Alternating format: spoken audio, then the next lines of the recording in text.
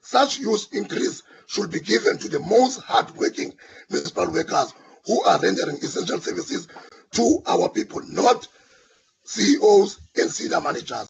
Sithi nika le mali kaphinde kubasebenzi abasezantsi hayi kongqowankulu abangenza umsebenzi wabo. Enkosi. Thank you very much, Councillor Mills. Jiniso. Good morning. Am I audible? Continue, yes.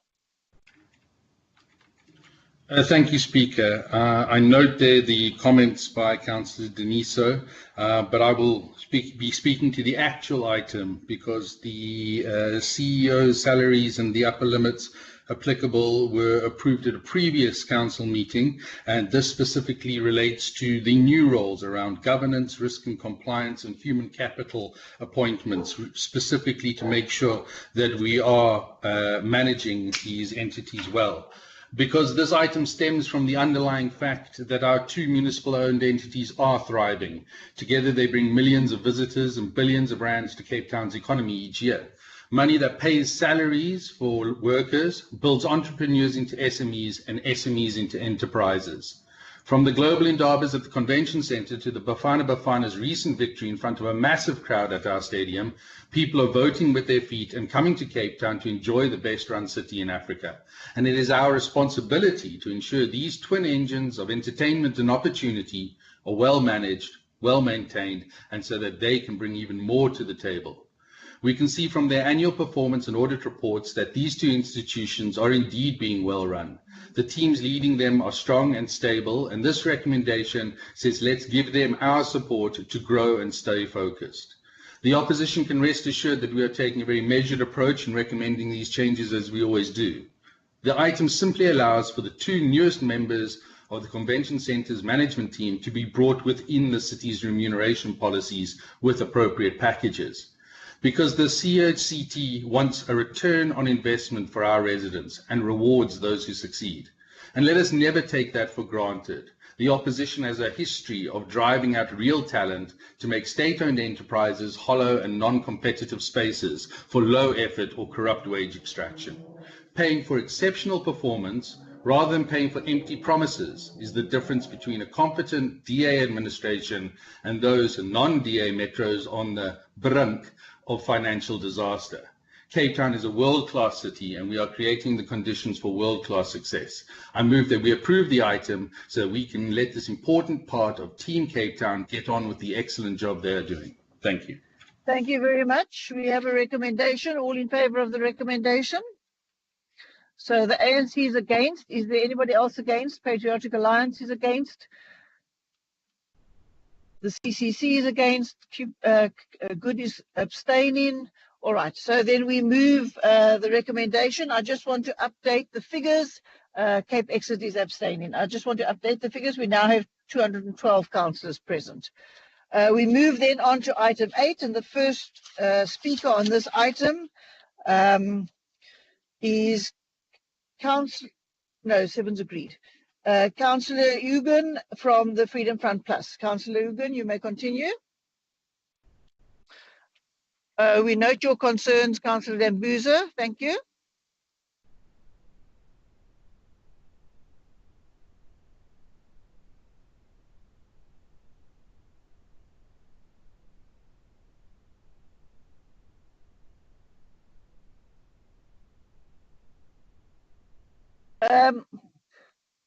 So there's a little bit of uncertainty here. Can I have confirmation, Councillor Viljoen, whether item 7 is in fact agreed, or are we going to talk to the item? No, the item was up for noting. But have people agreed that we don't have to debate it? That I was informed by Councillor Anstey. Okay, we'll move on in the meantime and clarify that as we go along. Councillor Ugan, you're ready to speak on your item 8.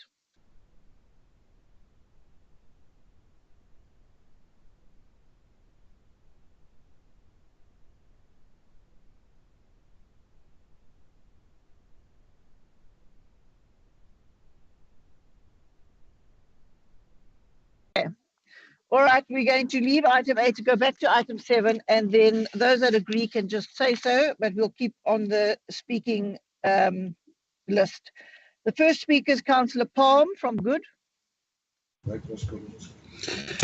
Madam Speaker, heritage is not a straight line and history is complicated. The relocation of the monument that bears the name of General Botha is one case in point. Our heritage in the city is a cord made of various strands. The heritage landscape of this city mainly preferences one kind of heritage, one prominent strand, that of white supremacy, colonial oppression, and this leaves us all at a loss. Now the name of General Botha would stretch from Simonstown, arch-colonialist Cecil John Rhodes Memorial, all the way to National Parliament. This preferencing of one narrative mutes the stories of the rest of our rich heritage in this city. There are heroes of indigeneity whose stories are muted. The Battle of Salt River saw indigenous Cape people repel the powerful Portuguese navy in the early 16th century. At that very site, instead of memorializing that great victory, the red carpet was rolled out to a new breed of corporate oligarch colonialism in the form of the Amazon development. We asked the mayor and this council to recognize that the cord of our common history has many strands. We challenged the mayor to meaningfully platform stories of indigeneity because these stories, this heritage is being lost, crushed between the city's development agenda and its fetishization of colonial history. We watch with interest as to what the city will memorialize going forward. Thank you. Councillor Tandela.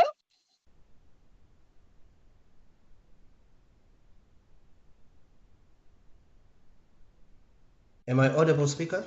Yes, you are. Continue, please. Thank you very much, Honourable Speaker and members of the Council.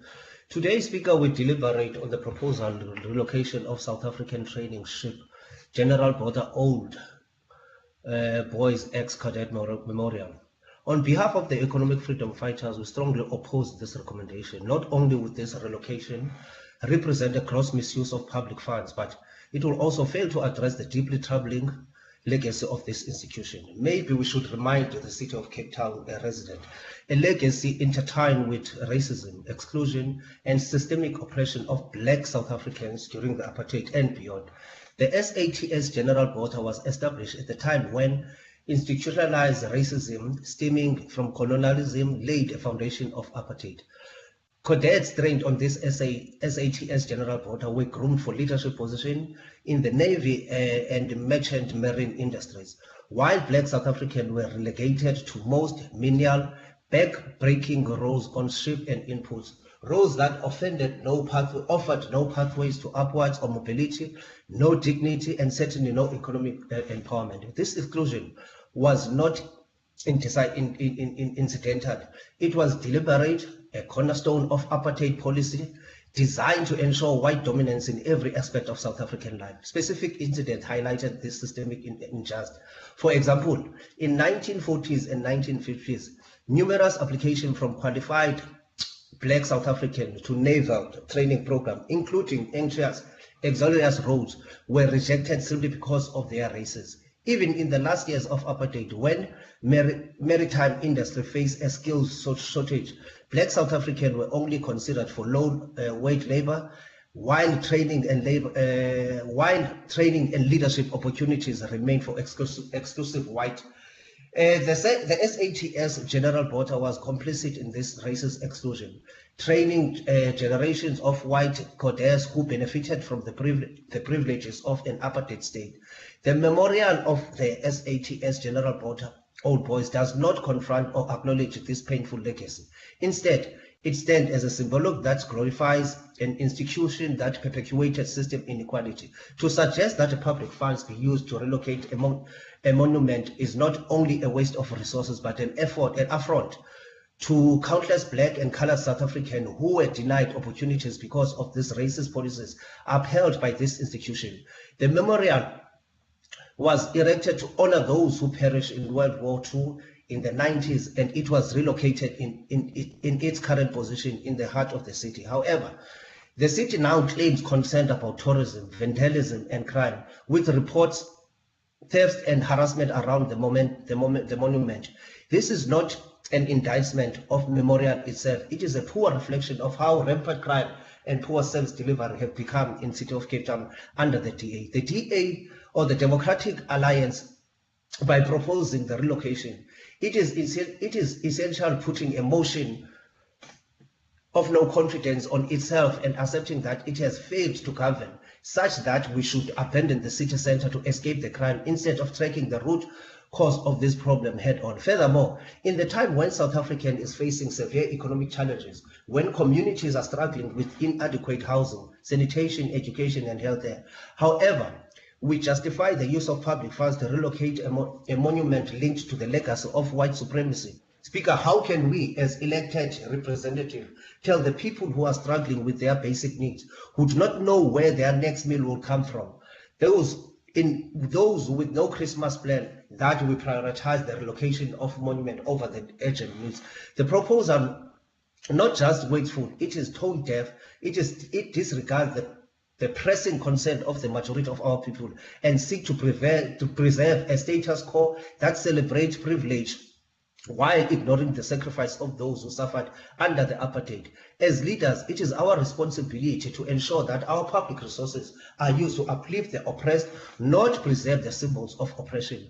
Speaker, the EFF's rejection of this relocation proposal is not about erasing history. It is about ensuring that history is told in its entirety, honestly, critically, and inclusively. It is about refusing to glorify structures and symbols that upheld apartheid. It is about honoring the sacrifices of those who fought for the liberation of this country, prioritizing their needs and needs of the people. Let us not squander these opportunities to take stand for justice, truth, and fiscal responsibility. Let us reject the wasteful expenditure of relocating this memorial and instead channel energies and resources into building a more just and equitable society. It is also important to note. Thank you, Councillor. Thank you. We move on. Councillor Peter. Councillor Peter. Thank you, Speaker. Good morning to all councillors and the officials in the meeting. I think, first of all, let me welcome the opportunity for us to be able to interrogate and discuss issues of this nature. We believe at this point in time in our freedom, it is very, very important to talk of an inclusive and one history of South Africans. History has no blank pages, but because we are entertaining this item as a request from SADC, I think as an ANC, we support the removal of the statue based on the request, but we further suggest that we need, as this department, to further build on an inclusive, where the history of South Africa in the Western Cape, Cape Town in particular, all the monuments are nurtured or else are placed under one museum. We are hearing the discussions around this matter on the discussion page, where it gives the background of this need. But it will be very important that we don't only discuss these statues in piecemeals, but this opportunity gives us an opportunity to speak of more of other role players in our history, whether in the colonial time or else after the freedom, or else during those who challenged the colonization of our country. But that history, it's very important that it be demonstrated in the museum, where according to the dates, World War I, World War II, up until the breakthrough, the incoming of the upcoming of the colonial time, and the fight, resistance, and everything to it be reflected in one museum, where the tourists then will be guided to visit, because also the story is that the tourists are unable to access, or else are no longer accessing, because of vandalism. Therefore, we support this as ANC, as we are approaching the day of reconciliation, 10 days away from the day of reconciliation. There can be no way that we cannot allow this part. Also, let's open opportunity. Let it be. Thank you, Councillor. Councillor Viljoen, please. Councillor Viljoen. Thank you, Speaker. The Zenith commemorates the sacrifice made by the 83 ex-cadets of the South African training ship General Botha in the Second World War. It is their names that are honoured on these plaques. The security of the structure were realised this month when three bronze plaques were stolen. The area became a haven for vagrants. It has become unsightly and hazardous mess that includes drug paraphernalia and human feces was brought up. Describing the area of the corner of Herengracht and Hertzog Boulevard where the Zenith was moved to in the late 1980s. The training ship also had an exhibit in the nearby South African Naval Museum, thus further enhancing tourist experience. Thereby, we support the relocation of the South African training ship, General Botha ex-cadet memorial site. Thanks. Thank you. We have a recommendation on page 45. Those in favour of the recommendation, please indicate, and those against, please indicate in the iron box. Goods not supporting, CCC not supporting. Okay, we move on. Thank you. The recommendation is carried, and we move to item 8. And now we have Councillor Ugen from the Freedom Front Plus.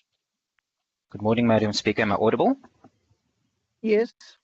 Good morning, Speaker and fellow councillors. On behalf of the Freedom Front Plus, I want to address some pressing concerns regarding the proposed construction project on Government Becky Road, costing more than 400 million rand over the next 4 years. While the Freedom Front Plus supports the construction project, we cannot turn a blind eye to the potential risks and financial implications that have come to light. The report highlights the significant economic benefits that this project will bring to the city, which is indeed commendable. However, we must also acknowledge the associated risks, particularly the threat of organized crime compromising the project's completion over the next 4 years. The recent incident in the Western Cape provincial government where construction sites were halted due to extortion serves as a stark reminder of the challenges we may face. It is alarming that the provincial government spent R1 billion to safeguard their construction sites, more than double the amount of the initial project costs. We are deeply concerned about the potential escalation of security costs if the construction on Government Becky becomes targeted by criminals. We are also well aware that our taxpayers and ratepayers won't be mute spectators for long. They'll start questioning the sense behind roping in these projects into areas where extortion is running rampant, and also become suspicious if this is some underhanded scheme to line the pockets of security companies. Furthermore, the limited resources in SAPS to tackle organized crime poses a serious challenge, and even when they do take action against organized crime, conviction rates are alarmingly low. In conclusion, the Freedom Front Plus urges a more thorough, in-depth review of the security threat in place for the construction project on Government Becky Road, but at the same time, it's not an option for us to bring development within our city to a halt. Let us uphold our reputation as a resilient city by riding out any storms or adversity that comes our way. And I thank you. Thank you. Councillor Zesiti. Thank you, Speaker. So before I comment, I just want to, just to respond to what the councillor just stated now. So if you look at the report, you'll see that there were no objections received, either from National Treasury or from COCTA or even from the Department of Transport. In terms of the comments that were made by the Provincial Treasury, we responded to that because it's the Provincial Treasury that said that we need to come up with strategies in terms of to manage the risk in terms of organized crime.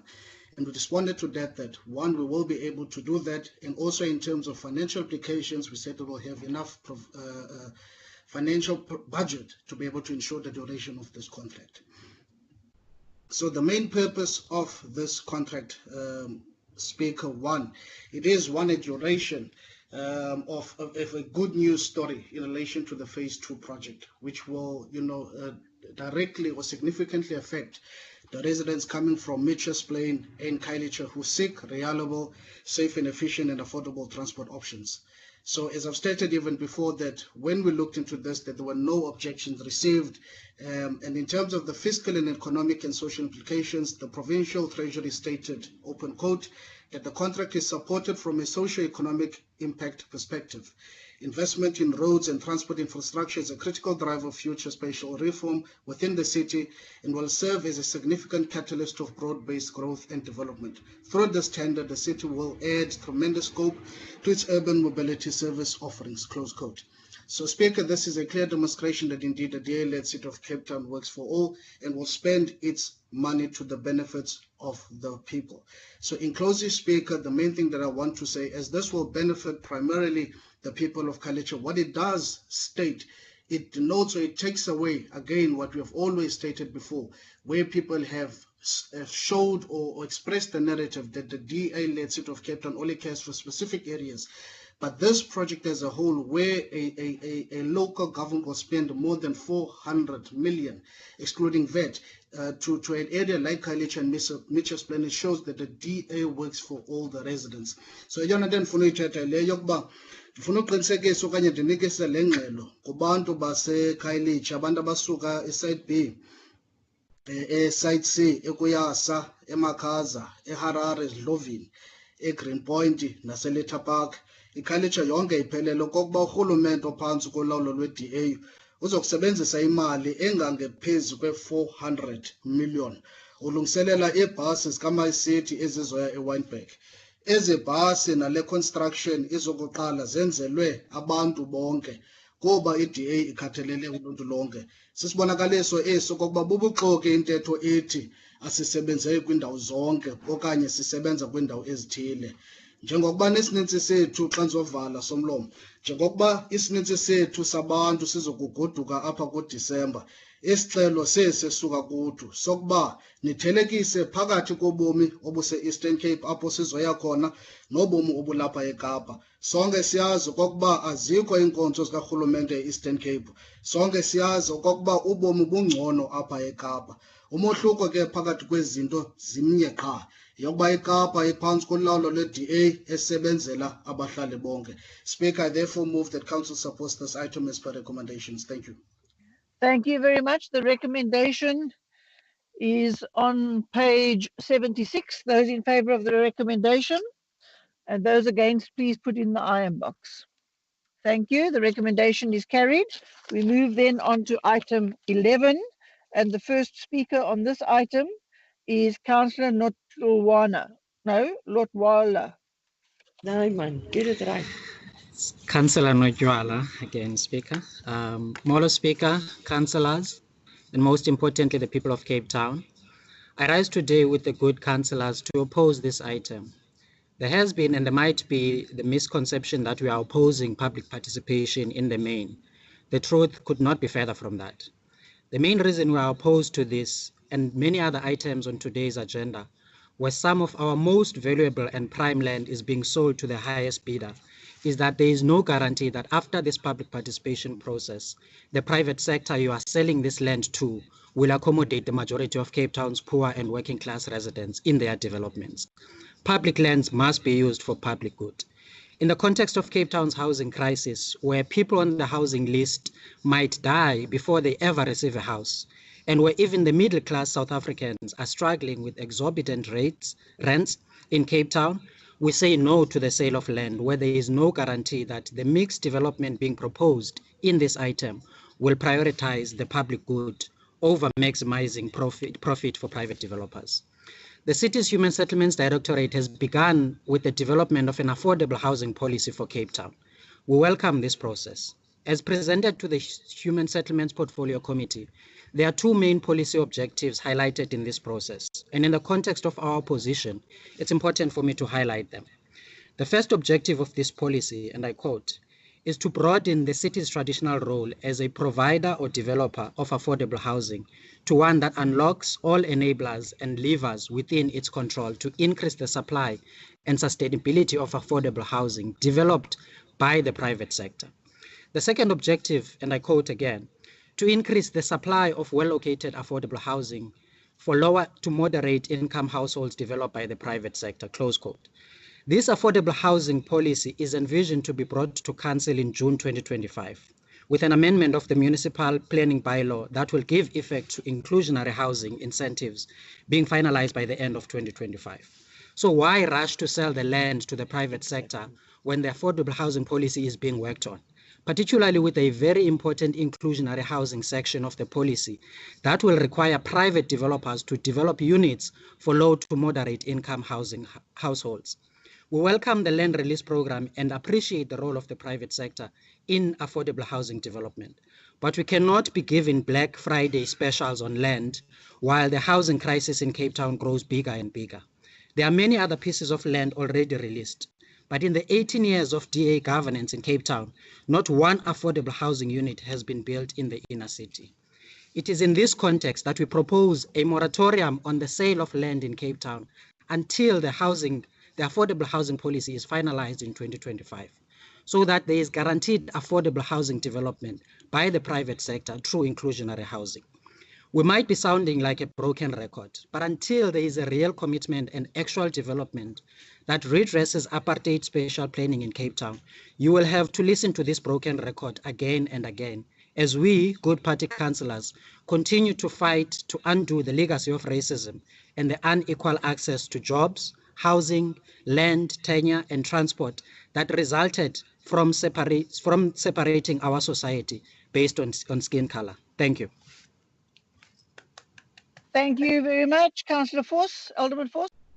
Good morning, Speaker. It is often said that there are two types of people, those who wait for things to happen and those who make things happen. The Democratic Alliance, my party, is firmly in the category of making things happen. We are here to get things done for Cape Town, while others seem content and criticize, wait and end up doing nothing, much as they did when they were in leadership positions.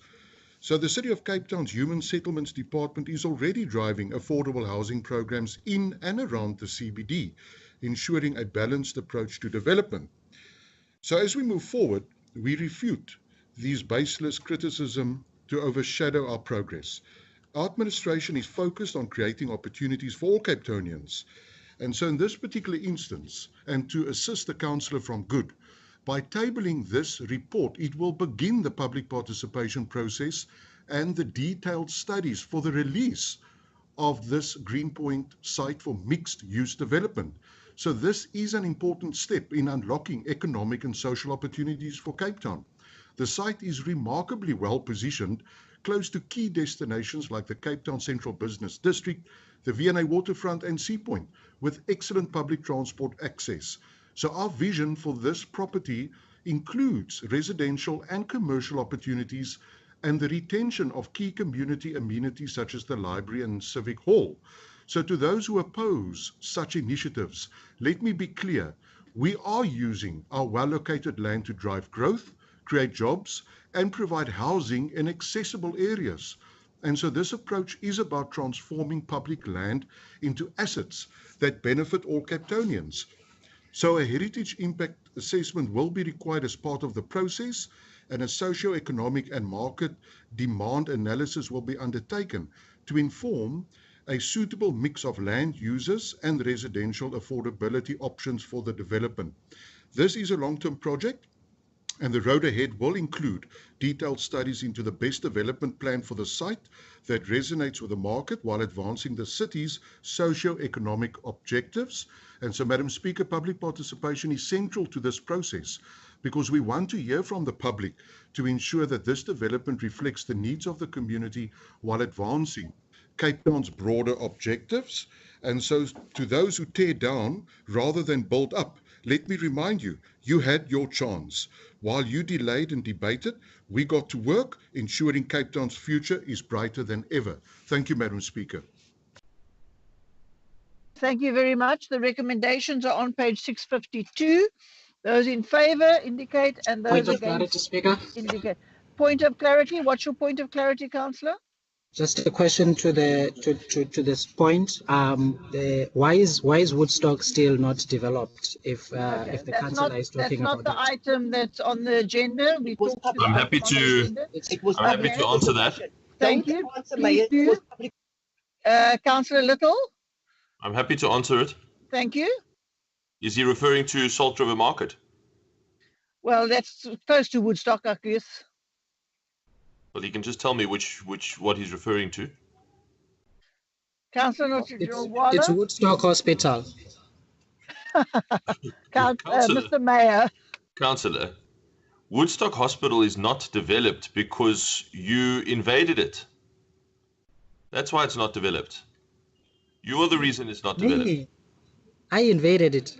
Yes, and the people that you supported So where's and the encouraged and participation? prompted to do it. That is why it's not developed. He promised public participation. That's Where's the the simple reason. That is the answer to your question. You are the reason, along with the people who you encouraged to illegally occupy a state-owned building. That is the reason it is not developed. It would already be a successful social housing project were it not for the fact that you and a handful of other people actively participated in and spurred on a illegal land occupation. All right, we're going to move on, seeing that we don't even own that property. And the recommendations are on page 652. So those in favor of the recommendations indicate, and those against indicate. Thank you. Okay, well, the recommendation is carried. Thank you. We're moving on to the next item, which is item 17. And the first speaker on this is Councillor Kasheka. Councillor?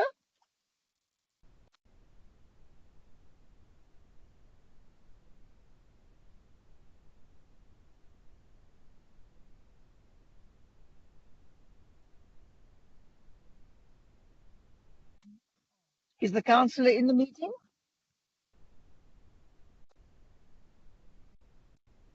Councillor Badela, we don't have your speaker in the meeting. Councillor Kasheka, is there, is he on another computer, or can we move on?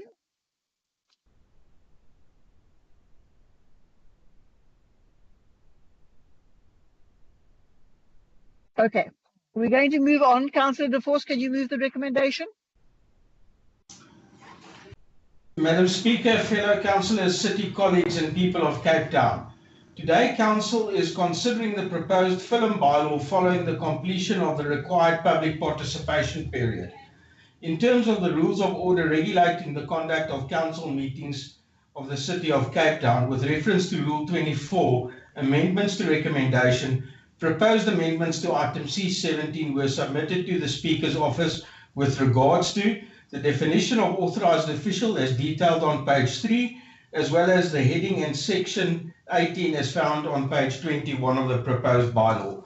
These amendments will allow for a seamless transition from the 2005 filming bylaw to the 2024 filming bylaw with no delays or disruptions in enforcement. There can be absolutely no doubt regarding the importance of the film industry to Cape Town, especially when one considers the impact it has on our city and her people. And indeed, we have so much going for us. We are an internationally competitive and affordable filming destination. We boast world-class locations as well as renowned facilities such as Cape Town Film Studios. We offer specialized local crews. Our city and the surrounding areas offers unparalleled natural beauty with diverse backdrops. Against this background, in the 2022-23 period, 3,900 permits were issued for filming at 8,300 locations. And if you still think this is insignificant, think again. Consider the industry heavyweights who opted for Cape Town as filming destination. We welcome to our shores names such as Netflix, Sony Pictures, Cinemax, Warner Brothers, HBO, BBC and Universal, to name but a few. Invest Cape Town indicates that the film industry in 2022-23 was a thriving catalyst for economic growth, which contributed 5 billion rand to the Cape Town economy, and in the process creating employment opportunities for more than 35,000 people. This administration made our goal extremely clear in 2021, to create new jobs. A thriving and growing film industry will do exactly that. The film industry is a modern, thriving, ever-changing and dynamic world, and as such it cannot be regulated with antiquated legislation of nearly 2 decades ago. Madam Speaker, I move this item with the amendments as mentioned at the beginning of my address. I thank you. Thank you. I have a copy signed by the legal advisor to say it's legally compliant. Is this on the screen for everybody to see? So the amendment is up in front of you. The amendment is proposed and seconded by Councillor Ngavashi.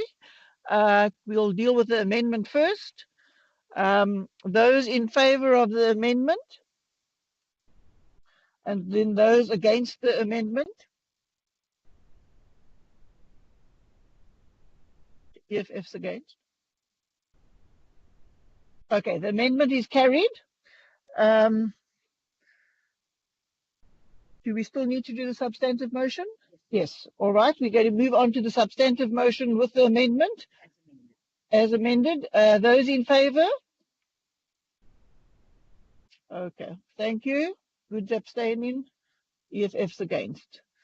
All right. The motion is carried as amended. The recommendation is carried as amended. Thank you very much. We move then on to the next item, and that is item 20 in volume 2B. And the first speaker on this item is Councillor Majuza.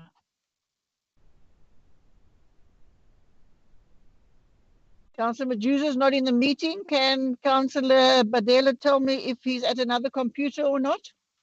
Otherwise, we'll move on.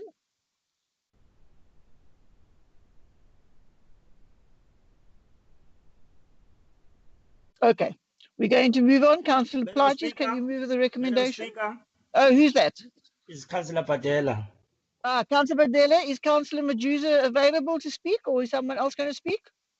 Councillor Majuza is with the leave, Madam Speaker. I've been trying to indicate on the iron box since the beginning of the meeting, but unfortunately I was never attended to.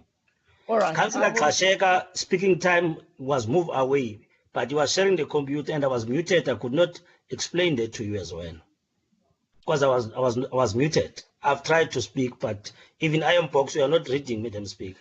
Okay.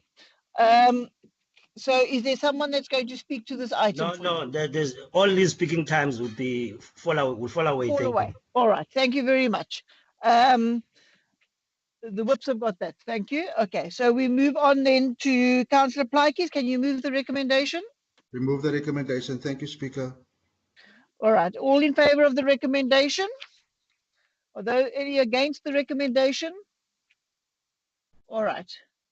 So I see in the iron box, Goods against, EFF's against, Freedom Front Plus support, and we move on. Thank you. The next item is item 27, Councillor Harris.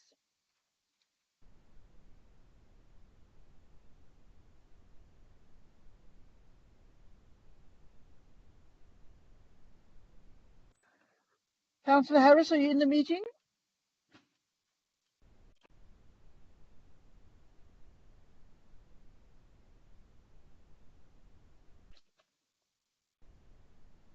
Is she in the meeting?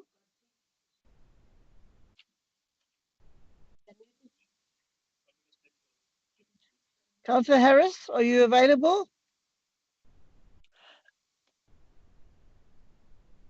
All right. Can she speak to somebody else's computer? Councillor Woodman, can she speak through your computer? Councillor Woodman.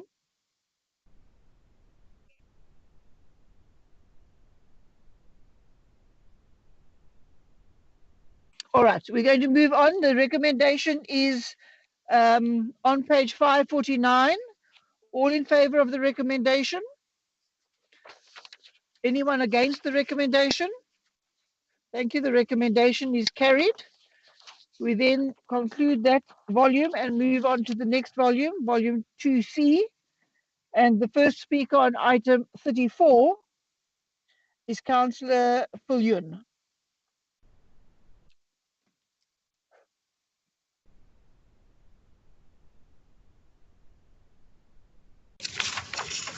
Sorry, Speaker.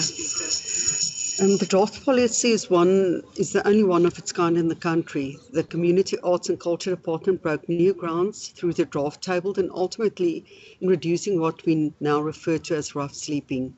As with any policy, we had to go forward and backwards many times, but we successfully completed the public participation process on 15 May this year to point where we find ourselves today. Prior to that, we faced a mammoth task where we factually uncovered what we suspected already. Homelessness reached a new height through the latest census. This did not stop us either. In fact, we rose to the occasion and done even more.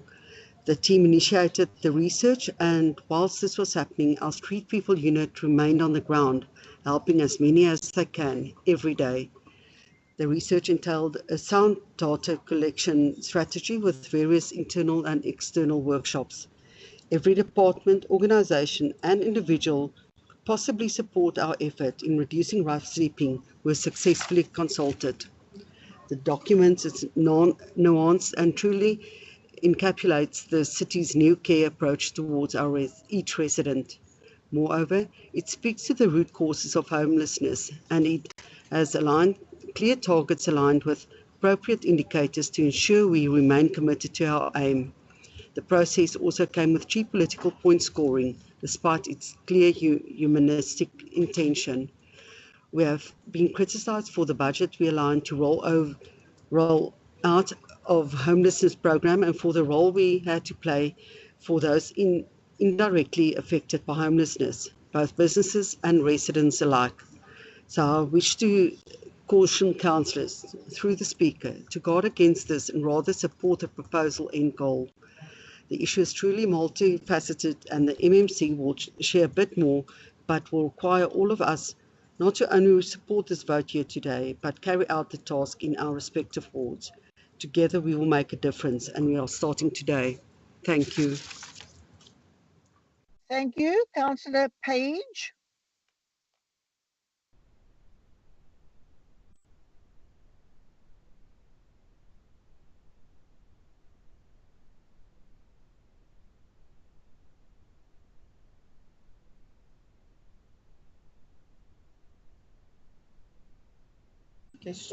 Councillor Page is just struggling to get the mic on. Can you use somebody else's mic?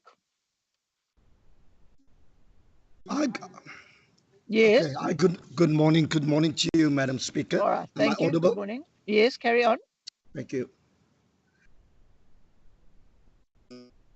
Madam Speaker, Honourable Mayor, councillors, officials, members of the community, greetings in that most powerful name of our Lord and Saviour, Jesus Christ. I'm speaking on a very important item. As the ACDP, we take people very, very serious because we believe that they are God's creation. Let me just at the same time make use to say thank you to our maker member, Alderman Patricia van der Ros, in a visit to our Mitchells Plain pools. On Monday morning, I did oversight visit at the Eastridge Community Pool, and I noticed that the contractors are there, and we want to say thank you for the contractors that is on site. But it seems to me, I'm not sure if they will make it in time to complete that pool. I've spoken in our portfolio committee meeting that the Eastridge Community Pool, it covers, partly of Khayelitsha, Tafelsig, Eastridge, Beacon Valley, the farm area. That's the only pool this side of AZ Berman, and also the train line. So I'm just hoping that the pool will be ready for the festive season so that our children can enjoy, the swimming pool. Coming to my item this morning, Madam Speaker, what a change of name from people living on the streets to raw sleepers. It doesn't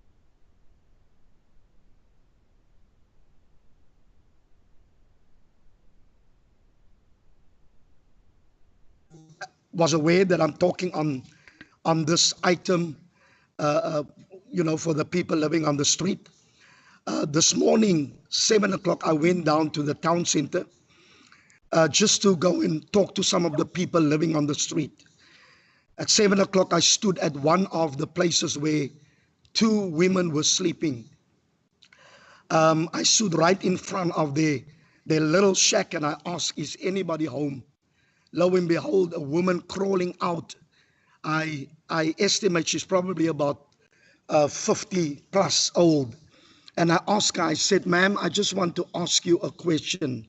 I am one of the PR councillors in Mitchells Plain, and I will be talking this morning on the item on the people living on the streets. I don't even want to use the word rough people living, the rough sleepers, people living on the street. I asked her the question. I said, why are you sleeping on the street? What is the reason? I tried to get something out of her. She looked at me with tears in her eyes and she said to me, sir, the reason why I am on the street is my husband took another woman and threw me out. I had no place to go. She says, I'm on the street for 11 years. There was another lady with her. I asked her, and the name of the first lady was Asa, and the other lady was Janine. I said, Janine, and why are you sleeping on the street? She said to me, I've got a similar problem that this lady had. I went through a divorce. I went through difficult times. I just want to say this, Mr. Mayor, and through you, Madam Speaker. The policy of the street people says, and I quote, paragraph 2.2 of the 2013 Street People Amended Policy.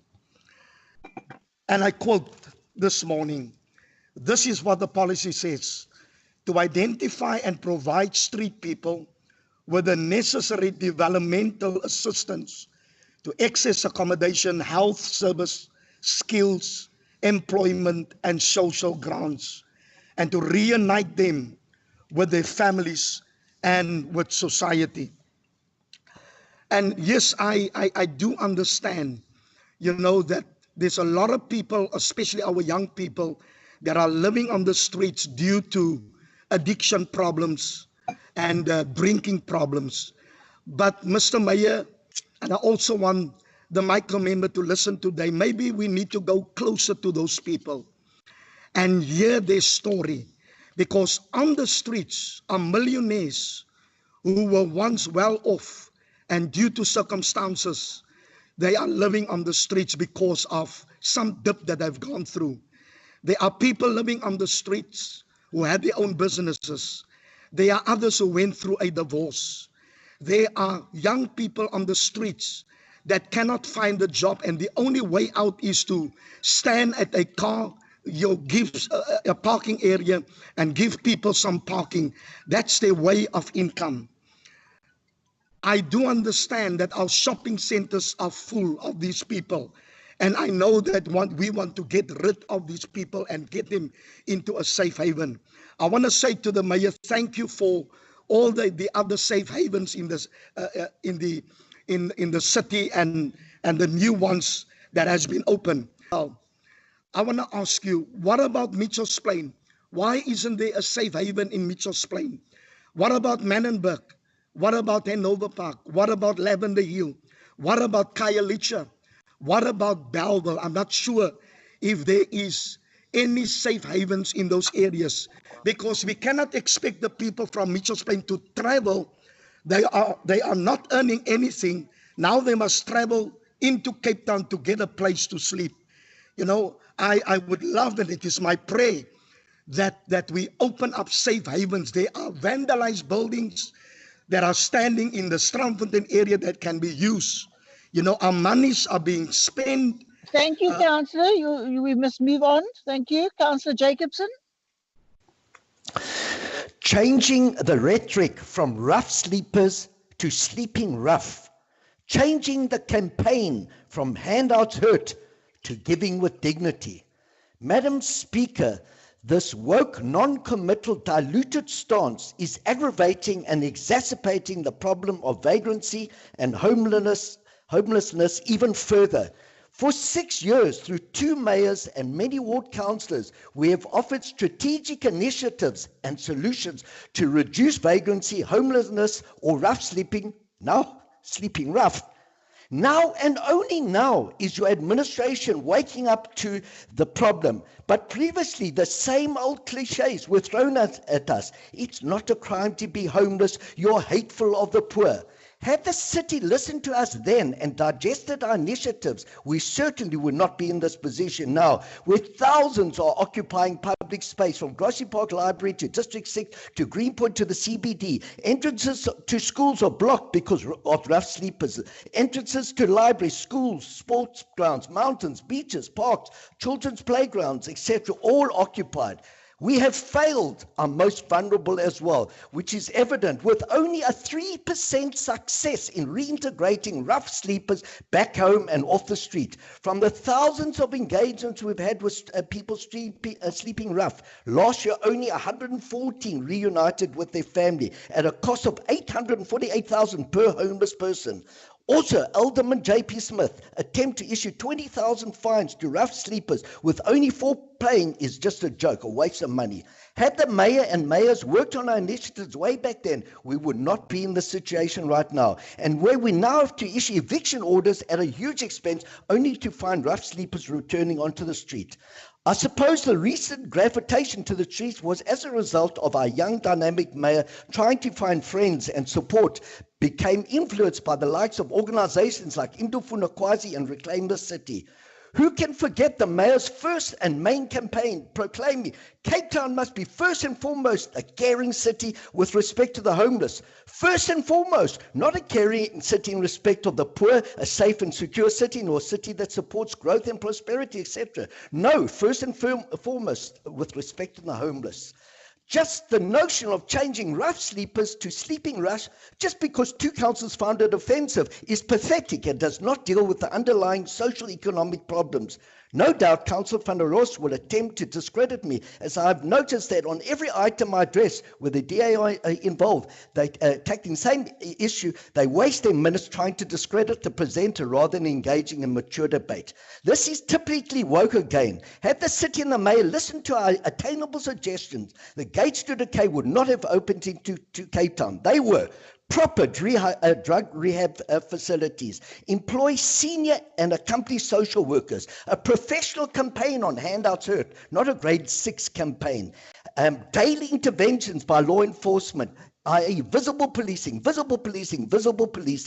regular neighborhood watches, patrols and community walks, and bright lights at hotspot areas, and upgrading shelters to make it more friendly, especially for our couples. Wishing my fellow councillors a peaceful recess, and remember, handouts hurt when you give to rough sleepers or people sleeping rough. Thank you. Thank you.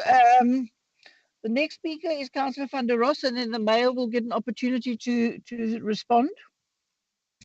Thank you, Speaker. Am I audible? Yes. Thank you, Speaker. Speaker, when we entered this term of office, we operated about 3 safe spaces for homeless people. As the chairperson rightfully said, that we are breaking new ground. Not only is this draft policy that we are tabling here today one of its kind in the country, it's also we are the first city in Africa, I think, if I speak under correction, that has 5 safe spaces running for people sleeping rough or rough sleepers or homeless or however we want to say it. But wait, Speaker, before I go into that, I first want to debunk a few things. Councillor Jacobson, with all the respect, unfortunately, I won't be able to comment on your what you think is right or what you think is wrong, because I don't want you to think that I'm going to give you that airtime. So I'm going to say to Councillor Page, when it comes to the pools in Eastridge, although it's not part of this topic, I want you to go to Matthew 17:20 that speaks to mustard seed faith. And I want you to go check the roster on the site of pools and see that Eastridge will be opening on the 7th of December, which is the day after tomorrow. And I also please highly recommend that you go out there, take a splunge into the water and encourage the residents of the area to come in. But also at the same time, touch base with the ward councillor and invite him to come out there as well. And then, Speaker, our strategy that we have before us. The one thing that I've learned when it comes to people living on the street is that you must be able to have that genuine passion, that genuine care, that genuine empathy to get that individual off the street and to get that individual developed in such a way that they understand their importance and that they can thrive, whatever their circumstances are, take that as their testimony and move forward. And I could go round and round with the Speaker. Also, it has gone to and fro with public participation. Yes, we have had workshops. Yes, people have asked questions. So many people have so many things to say. But today, Speaker, the one thing that I have to acknowledge is our role players. We have built new safe spaces in Bellville with MES, who has achieved their motto that says to mold, shape, and empower. We do referrals with Uton and The Haven, and they've been instrumental in expanding our capacity across the city. So I wish to thank that role players, our civic society, our civil societies. I want to also say that we couldn't have done this alone. To the core, this strategy is grounded in prevention, intervention, and collaboration.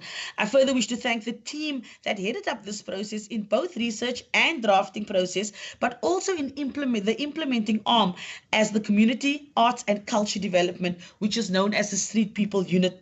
The approach that they have in this administration, with having that care, with having that empathy, with having that passion, that is the reason why we get people off the street. And Speaker, just to say, when we speak about the rough sleeping or people sleeping rough, we speak about people that are sleeping on irregular spaces that is not safe, it's not conducive, and it could be harmful to the person. So the reason we have it as this strategy is not tackling anything else but the safety and the care and the well-being of that particular person. So together we have panel beated the draft strategy that is ready for approval today. We have gone back and forth several times. We have considered each and every comment. We have received input from MACO and the respective directorates to ensure that what we are tabling here today is a proof draft that the public can have confidence in, and that can truly speak to the need of the rough sleeper. Thank you to our finance team under the guidance of our mayor, who's also assigned funds in the absence of the strategy not being in place. Without this, we would not have been able to put shoulder to the wheel in the meantime. We acknowledge all the objections against Speaker, and we want to say thank you to all those key role players, to all those that has taken the time to look over the strategy and have commented. We've implemented what we can, we've applied what we can, and we can say that we have responded to most of what the not only the community, but what the respective departments and our key stakeholders have asked us to do. And therefore, Speaker, I want us to please support the recommendation on page 165. Thank you. Thank you. Mr. Mayor, you have a right of response, and I see Alderman J.P. Smith also wants to deal with some of the issues raised. In which order do you want to go?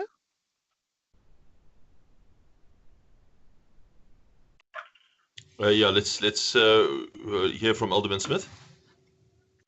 Alderman Smith, you may start. Thank you, Speaker.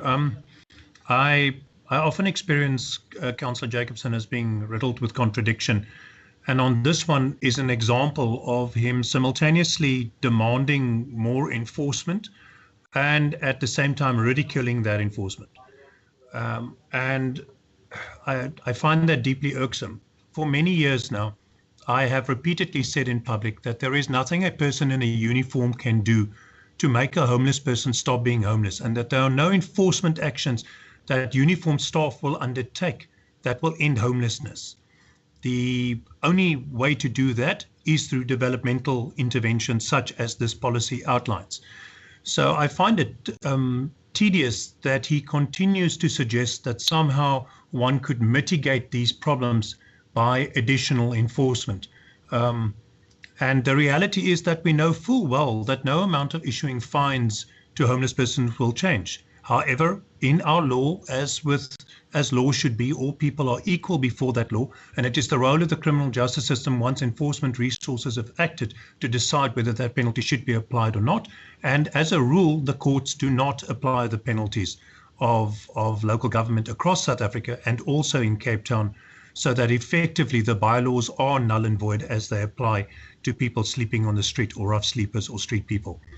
And this has been explained many, many times, and only a person who fails to listen when important information is shared, or who perversely insists on misrepresenting that information, could still be making some of the arguments he does. Thank you, Speaker. Mr. Mayor? You know, Madam Speaker, listening to to Councillor Jacobson speaking. I think perhaps for the first time I finally figured him out. I think that Councillor Jacobson is afraid not that we will fail to sort out homelessness in Cape Town. He's afraid that we will succeed without him, because he complains constantly but refuses to take even one paragraph in his entire speech to acknowledge that all the things that he is complaining about have and are being resolved in Cape Town. They're just being resolved without him, and using a very different approach to the one that he would like to see.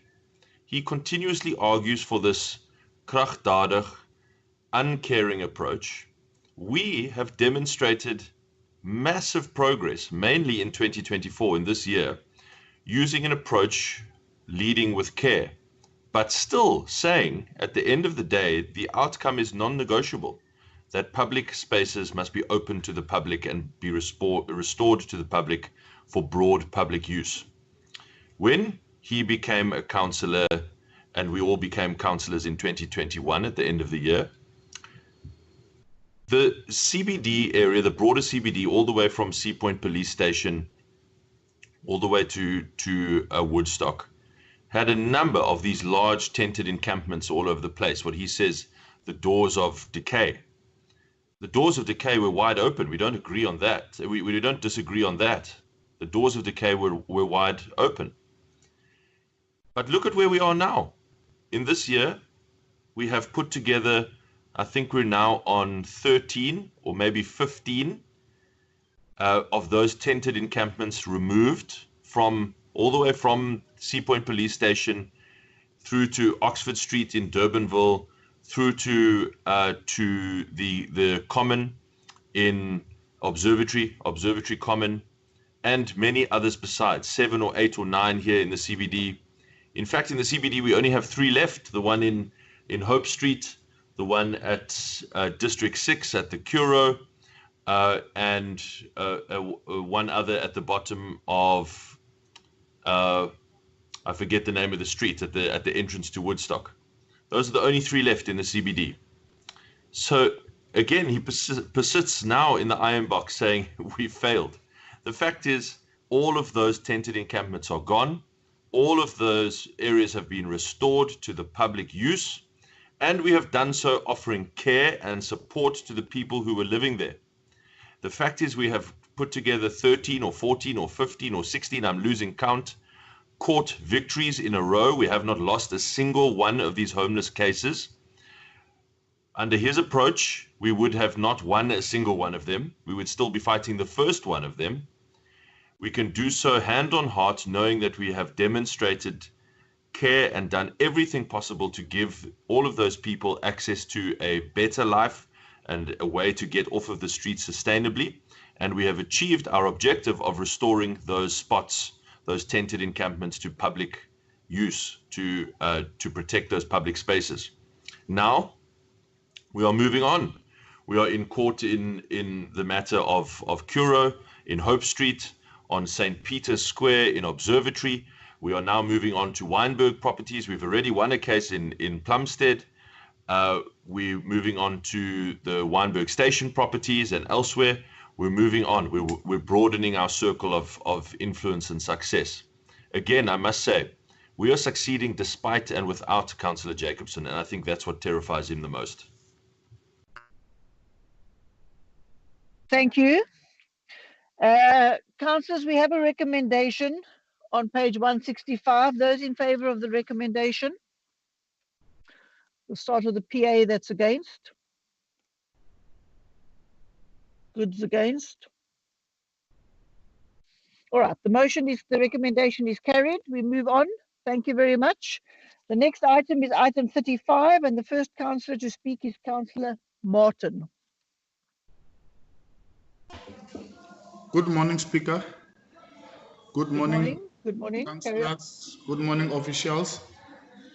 Am I audible, Speaker? Yes, sir. Carry on. Thank you, Speaker.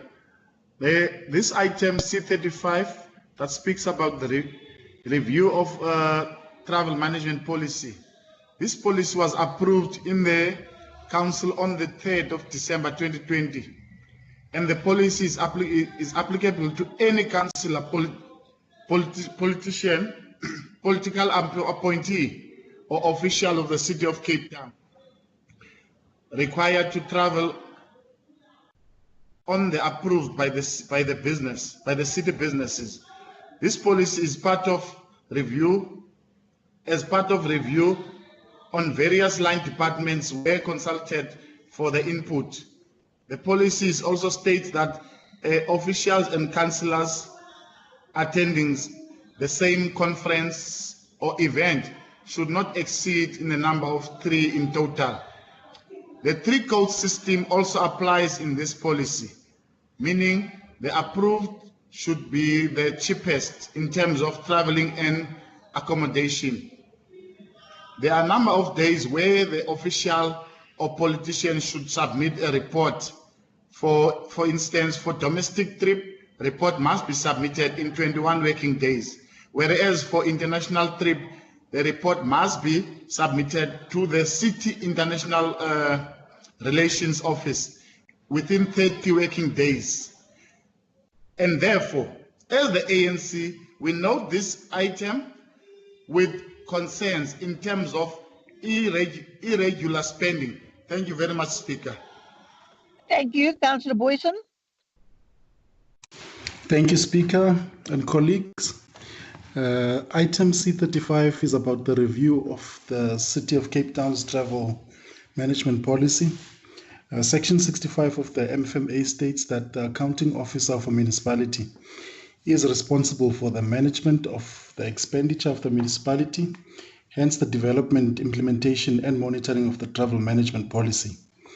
As Councillor Martin has already correctly stated, that the current policy was originally approved by Council on 3rd December 2020 as item C18 at that time. This policy provides a framework to guide administrative processes for the management of travel within the city. It establishes procedures to ensure effective authorization and processing of travel expenditure, and to enable cost containment and the prudent management of public resources. Since the implementation of the policy in 2020, the department embarked on a post-implementation review process to update the policy to ensure consistency and compliance with contemporary changes to legislation. The review of the policy was also necessary to enhance the city's internal controls and identify and suggest warranted administrative amendments. The suggested administrative amendments stemming from the review are outlined at the bottom of page 278 to 279 of today's council agenda. Key among these suggested administrative amendments are the following. The policy now clarifies when exactly a travel report is required. The concept of cost effectiveness has been replaced with economical. The aim of this amendment is to allow travelers to compare all costs and benefits of a trip before making a decision on which quote to accept. A cost analysis and motivation that explains why an option is the most economical option. A cost analysis and motivation that explains why an option is the most economical option is required to be included in the travel report. As this city administration, we are committed to implementing an effective travel management system. We are also committed to consistently promoting cost containment and the efficient and effective use of public resources. Speaker, I therefore move the recommendation on page 80 of the agenda. Thank you very much. Thank you. The recommendation is on page 80 of the agenda. Those in favor of the recommendation, please indicate, and those against, please indicate. All right. Thank you very much. The recommendation is carried. We move on to the next item. Councillor Cannon. Good afternoon, Madam Speaker and colleagues. Madam Speaker, it gives me great pleasure to submit the Safety and Security Portfolio Committee's annual report for the period 1 July 2023 to 30 June 2024 to this House for approval.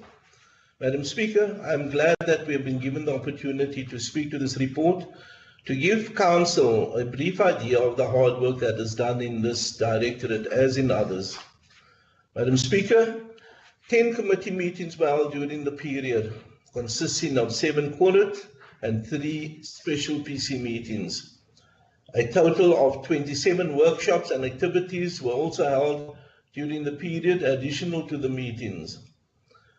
Pages 315 to 316 of Annex A of the Council Agenda, Volume 2C, we have detailed description of the workshops and activities held. Madam Speaker, just a few of the highlights of the events covered by the Portfolio Committee include the Netball World Cup of 2023, Strong Cities Network 4th Global Summit 2023, launch of the Tourism Safety and Security Plan 2023, Cape Town Arts Festival, Cape Town Cycle Tour 2024, Two Oceans Marathon Expo 2024, International Firefighters Day, Bayview Football Club Under 16 Soccer Tournament. Madam Speaker, these are but a few events where the portfolio played a major role in its success and accomplishment. Madam Speaker, within the safety and security portfolio, special working groups were also established to assist in research and making decisions in consultation with various role players. Example, 1, problem property task team, 2, metal theft task team. Madam Speaker, we wish to thank all the councillors and officials who diligently attend most of the meetings and submitted reports for discussion. Madam Speaker, a word of thanks to the Portfolio Chair, Councillor Mzaki Kavach, for steering the committee through the required agendas at our meetings every month, and our MACO member, Alderman JP Smith, for pushing us to get positive outcomes. Thank you. Thank you. We move then on to the next speaker, who is Councillor Lunat.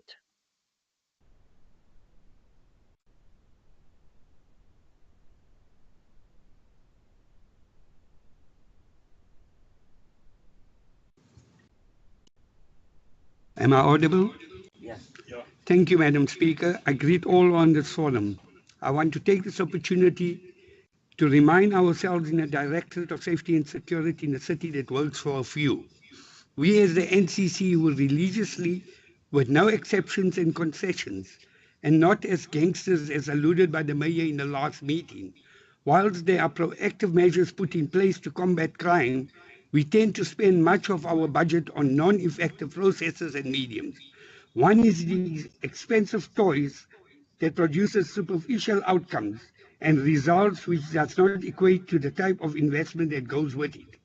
It is not an effective and viable business model. We must stop being reactive, but rather proactive in our responsible task at hand. That is the eradication of crime on a year-on-year basis. We must remove our precincts from the National Minister's quarterly reports for being in the top 10 in most of the notorious crime categories. At this point, I want to leave this debate for early next year, but want to take this opportunity to wish all law enforcement entities, from SEPs to Neighborhood Watch members, inclusive of our own 3-tier departments, a safe and joyous festive season. We want to, from the bottom of our hearts, thank you for your unconditional and unselfish sacrifices, leaving home, not sure of your return. We pray for you and your loved ones' safety and well-being. We extend these well wishes to all on this forum that ensure our challenged communities' lives improve in this city, which is slowly endorsing itself, becoming a tale of two cities. I want to remind the Mayor that I, Hanif Lunat, will never downplay the sacrifices of our LEAP officers, nor will I put them in disrepute as you accused me by name in the last meeting. I leave you all with love and keeping you all in my prayers for a safe and fun-filled festive season. Hoping to see you all back next year unscathed. Thank you. Councillor De Beer. Speaker, Mr. Mayor, councillors, a very good afternoon. It's always great to be able to sit on a virtual platform with an official shirt, definitely still in my shorts. Madam Speaker, I wish to make a brief statement on the tremendous work that has been done by the men and women in uniform. I'd like to commend the work done by CIVOC with my fellow councillor, Councillor Bresler, the chiefs, the Commissioner and Alderman Smith of the daily tasks to render safety and security to the city. Madam Speaker, I hope the Mayor will echo me today that when we go to the end of the year and the people are being deployed, that all councillors will support, will manage, and will spend time to actively help our members in uniform this festive season. The protection of their safety, their security also lies with us. I want to thank the Mayor of launching the festive period, spending time with our officers. Leadership demands that we show them that we care. The attacks on our officers and abuse are rife, but with us as a united forum, we can only wish them well. Thank you, Madam Speaker. Thank you. And Councillor Gadini.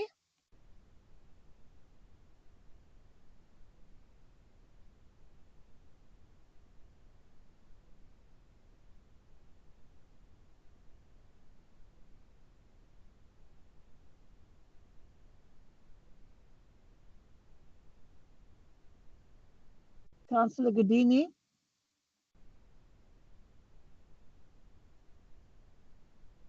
Are you going to talk? You're not muted, so your mic is open. It's not. Am I audible, Speaker? Yes, you're audible now. Oh, okay, because I was muted. Madam Speaker, let me firstly greet all the councillors and the officials and the public on this platform. Madam Speaker, this past year saw more than 100 LIP officers fired by the city, bearing the brunt of the abuse meted out to them by senior officials in the department. It is puzzling that the Mayor celebrates 2 stations out of the top 30 stations, when we have 10 stations as a city of Cape Town in the top 30 stations in the murder cases. Let's deal with the myth continuously peddled by the Mayor and MECO member that where LIP officers are deployed, crime is reduced. Stations where LIP officers are deployed, like Nyanga, has an increase of 64.6%. Philippi East, an increase of 76.5%. Mitchell's Plain, an increase of 20%. Stations where LIP officers were removed, like Mfuleni, an increase of 31.8%. Samora Machel, an increase of 21%. One must question the logic in removing these LIP officers. Maybe it was just a decision based on shortage of staff. Mr. Mayor, Western Cape leads in murders with 64 incidents and 134 deaths, or should I say the city of Cape Town. The mass shootings recently in Atlantis and Bishop Levis, and recently this past weekend in Mfuleni, symbolizes one thing: the city is losing the battle against crime. Kraaifontein alone has an increase of 86.2% in murders. It is for this reason that we must change course, because drones, shot spotters do not prevent crime. We need more boots on the ground supported by technology. Even SpongeBob Mackenzie was protesting yesterday, demanding LIP officers for Bondevu, yet he has agreed he was part of the decision to fire more than 100 LIP officers. Our role as a portfolio committee is judged based on results, not on a glorious report. As the ANC, we demand with immediate effect that LIP officers be deployed in Mfuleni, Samora, and Kraaifontein so as to prevent more mass murderers during this festive season. Thank you very much, Madam Speaker. Thank you, Councillor Nkavash. Thank you, Speaker. I would start with Councillor Gadeni in responding that, Speaker, we don't have enough resources, as the Mayor said earlier on, compared to SAPS. And we try by all means with the resources that we have available to us. It is a fact that there is significant difference that has been shown by stats and published by the different ministers of the Department of Police, showing very clearly where LIP has been deployed it makes a significant impact into the stats and safeguarding the lives of people where we're deploying. So that is a fact. No matter how many times they can peddle this lie, that it is will not what not the statement change. that I have confirming. Secondly, the lie about dismissing of employees. We have clarified this, Speaker, in council, in the portfolio committee several times to the very councillor that it is a requirement for any officer to upkeep to the standard of the world and of Africa and elsewhere, that you, as a policeman and woman, you have to be fit and you have to be able to drive a car to report to your duties and execute your duties. And also you must be undergoing refresher courses which are afforded by your employer.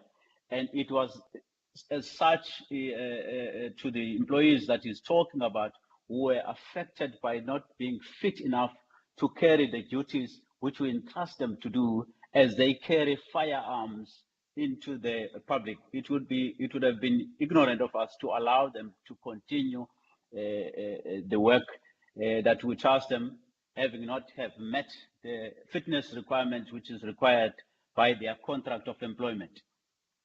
To Councillor Lunat, I want to say to Councillor, he's been 3 months, I think, in the portfolio committee. He is again also ignorant and not truthful to the fact that the successes and the benefits that we're reaping out of use of technology, Speaker, it underscores the importance of such, because you cannot have only boots on the ground and not deploy technology, high tech, that is going to assist the boots on the ground, because if you're having one without the other, you will not yield success.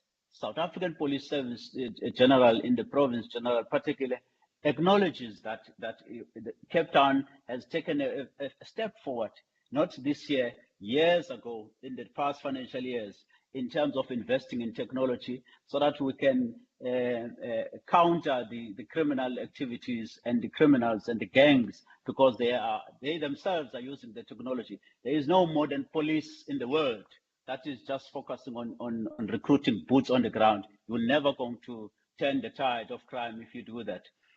The Councillor De Beer, I think, thank you very much, Councillor De Beer, for the work that he's doing. He is coming from the portfolio committee, Speaker, deployed at CIVOC himself and the Councillor Besler.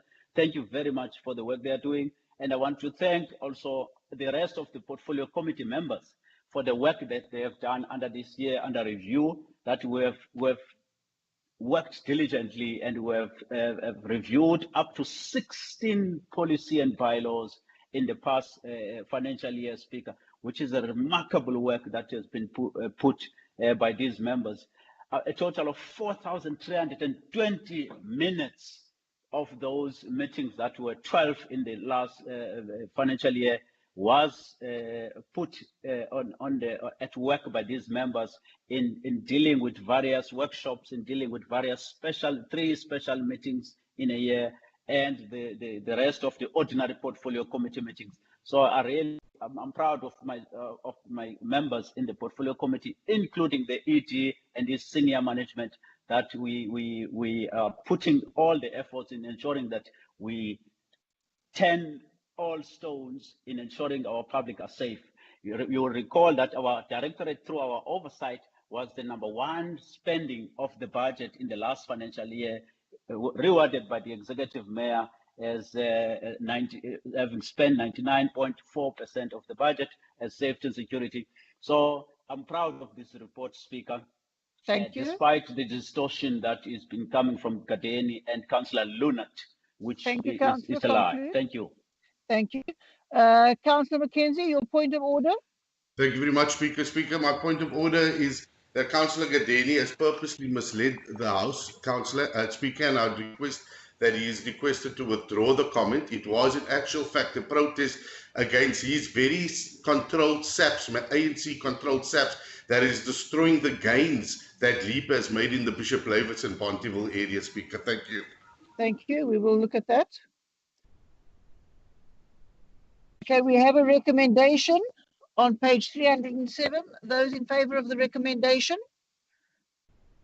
All right. Those against the recommendation? Goods abstaining?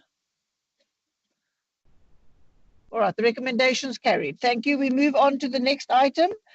Item 37. The first speaker here is Councillor Kai. Thank you, Madam Speaker. Am I audible? Yes, continue. Thank you. Good afternoon to the colleagues. I rise on behalf of the Winners Patriotic Alliance to formally reject this proposal with the contempt that it deserves. Any form of the DA-led administration that seeks to solicit national power through national departments and state-owned entities, as it is attempted through this tabled proposal. It has been noted with facts that PRASA is indeed failing to provide adequate rail services to the people of the city of Cape Town. But their turnaround strategy through its recovery plan must be given support and cooperation rather than aiming to dissolve them altogether. This proposal is to throw the baby out with bathwater. And Speaker, we all know that whenever white supremacy pretends to be caring about the poor, there is always a catch.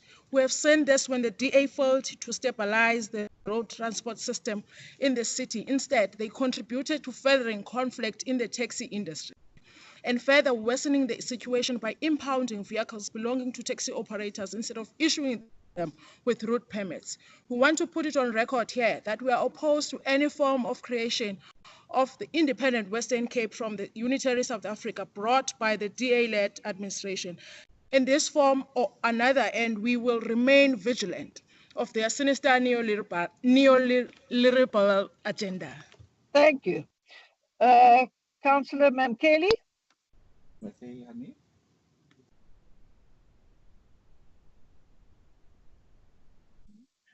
Is Councillor Mamkeli in the meeting?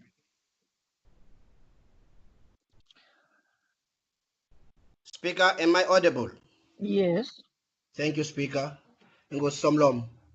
As the Good Party, we support the devolution of rail powers to the city, a project that was championed by the Good SG Brett Aron, the progressive former transport MMC, but there is a fundamental flaw in the rail devolution models presented in the report. The DA-led City of Cape Town municipality clearly lacks the political will and an appetite to address the economic disparities, the legacy of apartheid special planning, which is the cause of black and colored communities traveling far to their workplaces, spending almost 50% of their salaries traveling between their homes and their workplaces. The ownership models proposed in the report are most costly and least likely to ever be implemented. If the city pursues these models of ownership, we will never achieve an integrated transport network nor rail devolution. The correct model would be for the devolution of the rail network, the tracks and the station, and the signaling system to the city, and to contract Metro Rail to operate the rail services on the devolved network to the extent that Metro Rail can. Thank you, Speaker. We oppose this item. Thank you. Councillor Kubelana.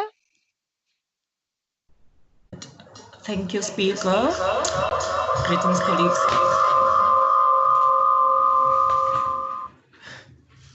The greatest sign of the oppressor is neo-capitalism. It's to complement a takeover.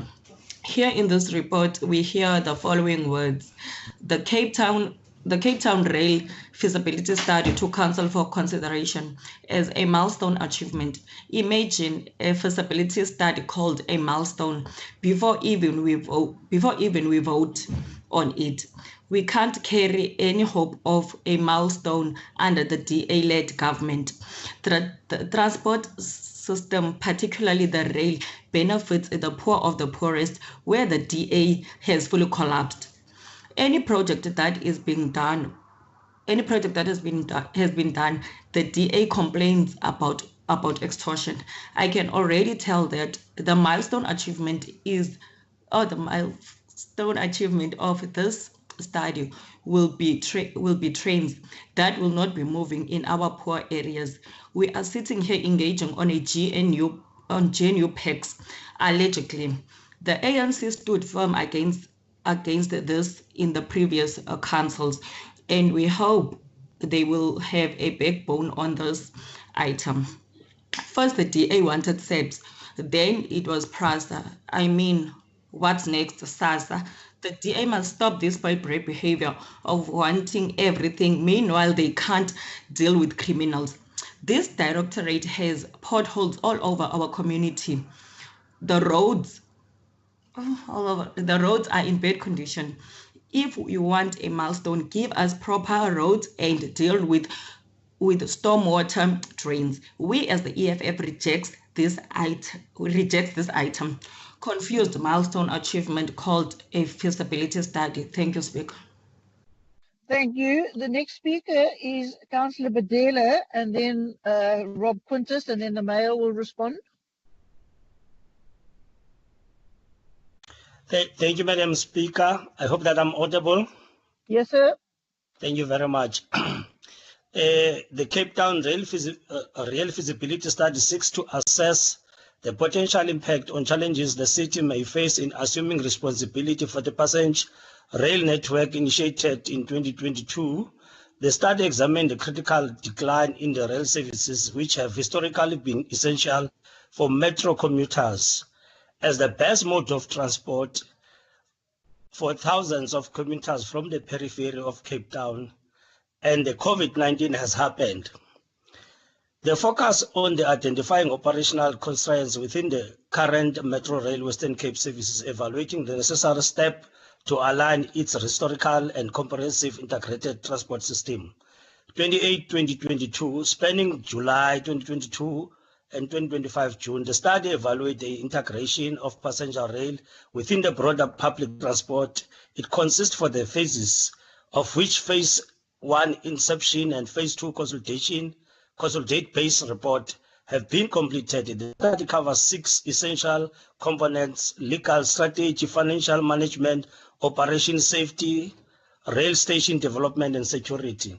Madam Speaker, these completed phases provide a foundational understanding of challenges and opportunity in revitalizing passenger rail service, focusing on actionable steps, improving planning and operations.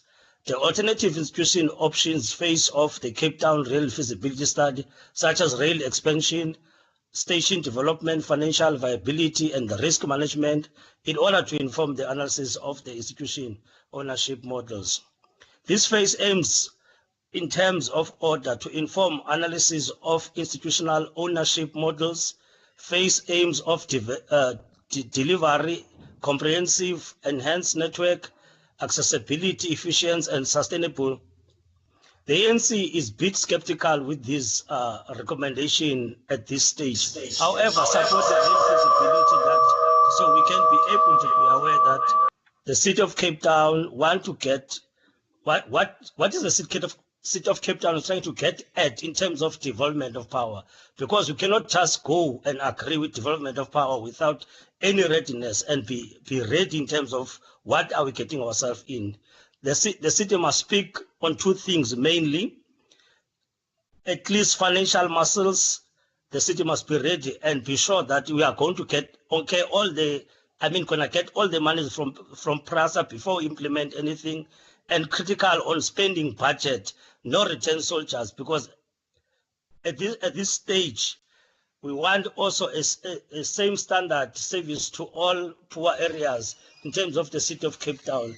Madam Speaker, we will be forming part of the development throughout these phases, hoping that we'll be listened to as an ANC. We agree on that item, but we are saying let's not rush it, because we can see the issue of my city, in the City of Cape Town. When you go to Khayelitsha, bus services are not the same as in Milnerton. There are potholes in the City of Cape Town. But let's approach it carefully. Thank you very much. Thank you. Councillor Quintus. Thank you very much. Thank you, Madam Speaker. Am I audible? Yes. A very good day to you. And through you, Madam Speaker, I'd like to wish all of our colleagues a very blessed and Merry Christmas and a happy and prosperous and peaceful New Year in the upcoming holidays. Madam Speaker, I'd like to thank Councillor Badela for supporting the item, and just to assure Councillor Badela that there is no final decision being made here today. Today we are looking at exploring 3 possibilities and outcomes and scenarios. In regards to the other speakers, I'm not going to respond to what seemed to me really just political, ideological gibberish. But to the item at hand, Madam Speaker, the report before Council today is an exceptionally thorough and sophisticated piece of work, an achievement that underscores the dedication and expertise of our urban mobility officials here in the DA-run city of Cape Town. Over the course of 2 years, they have worked tirelessly to explore every possible scenario, ensuring that no stone was left unturned in pursuit of the best solutions for our residents. Their commitment deserves our commendation. The key finding of the study is clear. For rail to serve its critical purpose, the city must assume control in facilitating the restoration of this mass people-moving public transport service. The recommendation aligns with our constitutional mandate to provide an integrated public transport system that supports economic growth and social mobility. The study has identified the 3 most viable ownership models, carefully evaluated to align with our policy mandate, our integrated development plan, and international best practices. The first would entail full city ownership and operation of the rail network, including the absorption of PRASA personnel. The second would entail city ownership of rail-related assets with operations and maintenance managed by a concessionaire. Finally, the third model would be a comprehensive concession to provide a fully integrated solution. We are under no illusions about the enormity of the financial implications here. An estimated 123 billion rand over 30 years is required, and we have outlined the need for a substantial subsidy from the national government. Despite national government continuously causing delays and moving milestones repeatedly down the tracks, the city is forging ahead, ensuring we have the detailed business plans needed to make rail devolution a success. Pending Council's approval today, the next step will be to develop comprehensive business plans for all 3 models by mid-2025. These plans will delve deeper into the funding strategies, operational management frameworks, and the expansion of our rail network on high-demand routes like Strand to Bellville and implementing the long-awaited Blue Downs line. Madam Speaker, the people of Cape Town deserve a reliable, affordable, and efficient passenger rail service. Cape Town deserves better, and with our population growing at the rate it is, our plans have to be ambitious and visionary. Our vision is to see the city fundamentally transformed by universally accessible, timeless, scheduled, and affordable public transport. And we can no longer wait for national government to get the train on the tracks. I urge this august virtual council to join us in advocating for the necessary financial and policy support from national government to keep Cape Town moving and deliver a brighter, more connected future. Let's make progress possible together. Thank you. Thank you, Mr. Mayor. Thank you, Speaker. Just a couple of additions to Councillor Quintus's excellent response, and I also wish to appreciate that Councillor Badela has actually understood the import of this item and is supporting it. I do just want to say for the record, I think it's important to note for the record that the councillor from the Patriotic Alliance has explicitly not supported it and does not believe that the city should run the passenger rail system.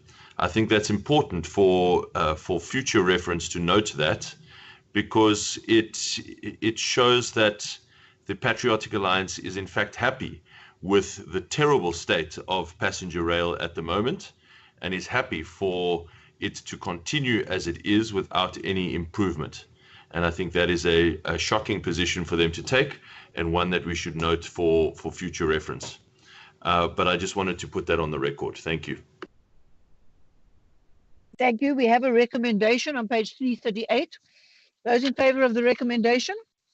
Thank you. The Patriotic Alliance is against. I'm not quite sure what Councillor Dudley is wanting to say there, but okay, they're goods against, Bambuza, EFF's against, CCC. All right, thank you. The recommendation is carried. We move on.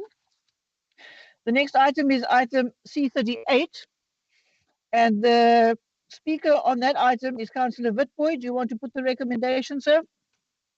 I move this recommendation. Thank you, Speaker. Thank you. The recommendation's on page 366. Can we approve the recommendation? Thank you. The recommendation is carried. We move on to item 39. The speaker on this, the first speaker is Councillor Picardi. Councillor Picardi. Speaker, am I audible? You are. Carry on. Thank you, Speaker. The ANC rejects this item were of the view that the city does not need to take up more loans to fix the energy crisis. In fact, Speaker, there is no crisis, as we have recently seen that since the President appointed the Minister of Electricity, energy problems have been stabilized in South Africa and in Cape Town. The only crisis that we have, Speaker, is people who are against the use of our raw materials such as coal to produce electricity and rather opt for other unviable methods.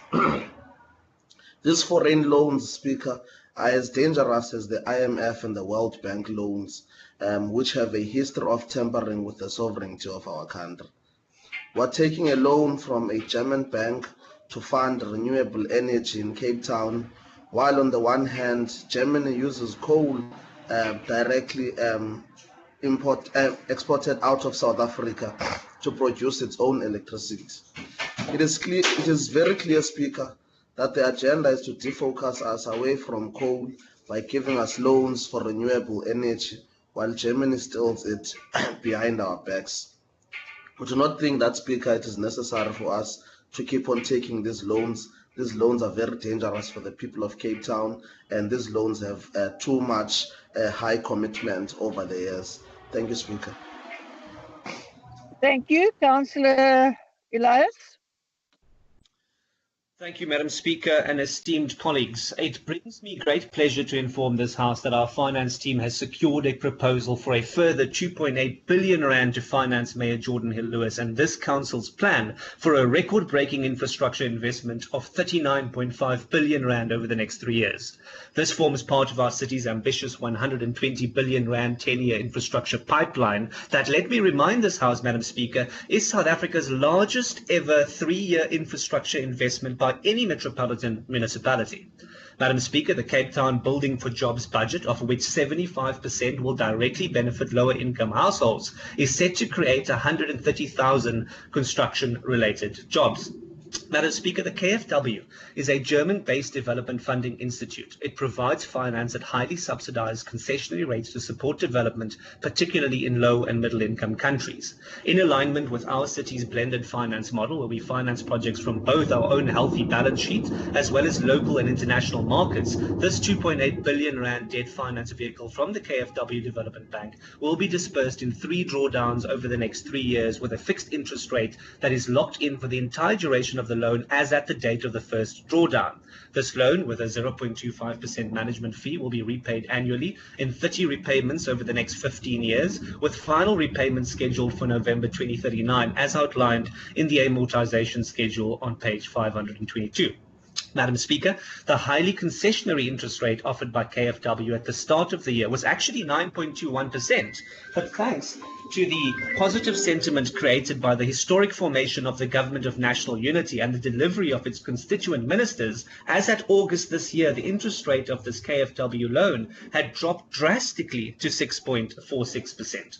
So our finance team will monitor our city's cash flows as well as prevailing market conditions, particularly as international markets settle after witnessing the greatest modern political comeback in history in America.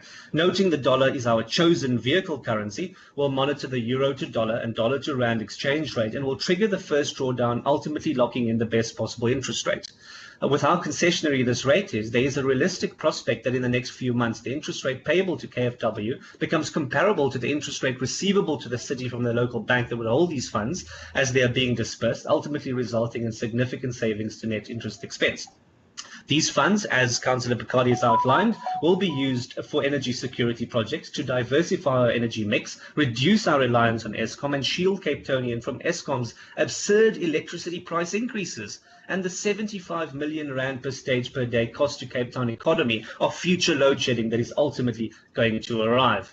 Madam Speaker, the City of Joburg in July this year approved a 2.5 billion rand loan from a similar development finance institution, the French Development Agency AFD. And if we look at the terms of that agreement, the City of Joburg, with 1/3 of all municipal debt in South Africa, who compared to Cape Town has double the debt to operating revenue, 4 times lower liquidity, and thanks to the City of Joburg administration's commitment to the decay of that city, must pay an interest rate of JIBAR plus 496 basis points.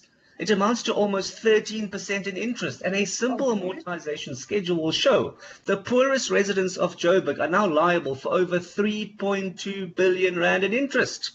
Thank you, Councillor. And 99 days. I'll wrap up now, Speaker. With 699 days to the next election, I remind the residents of Joburg that the black, green and gold T-shirts are not worth the cost. I table for approval item C39 in volume 2 of the agenda. The recommendation is on page 480. Clarity, Speaker. Your point of clarity, who's asking for a point of clarity? Councillor Pagati.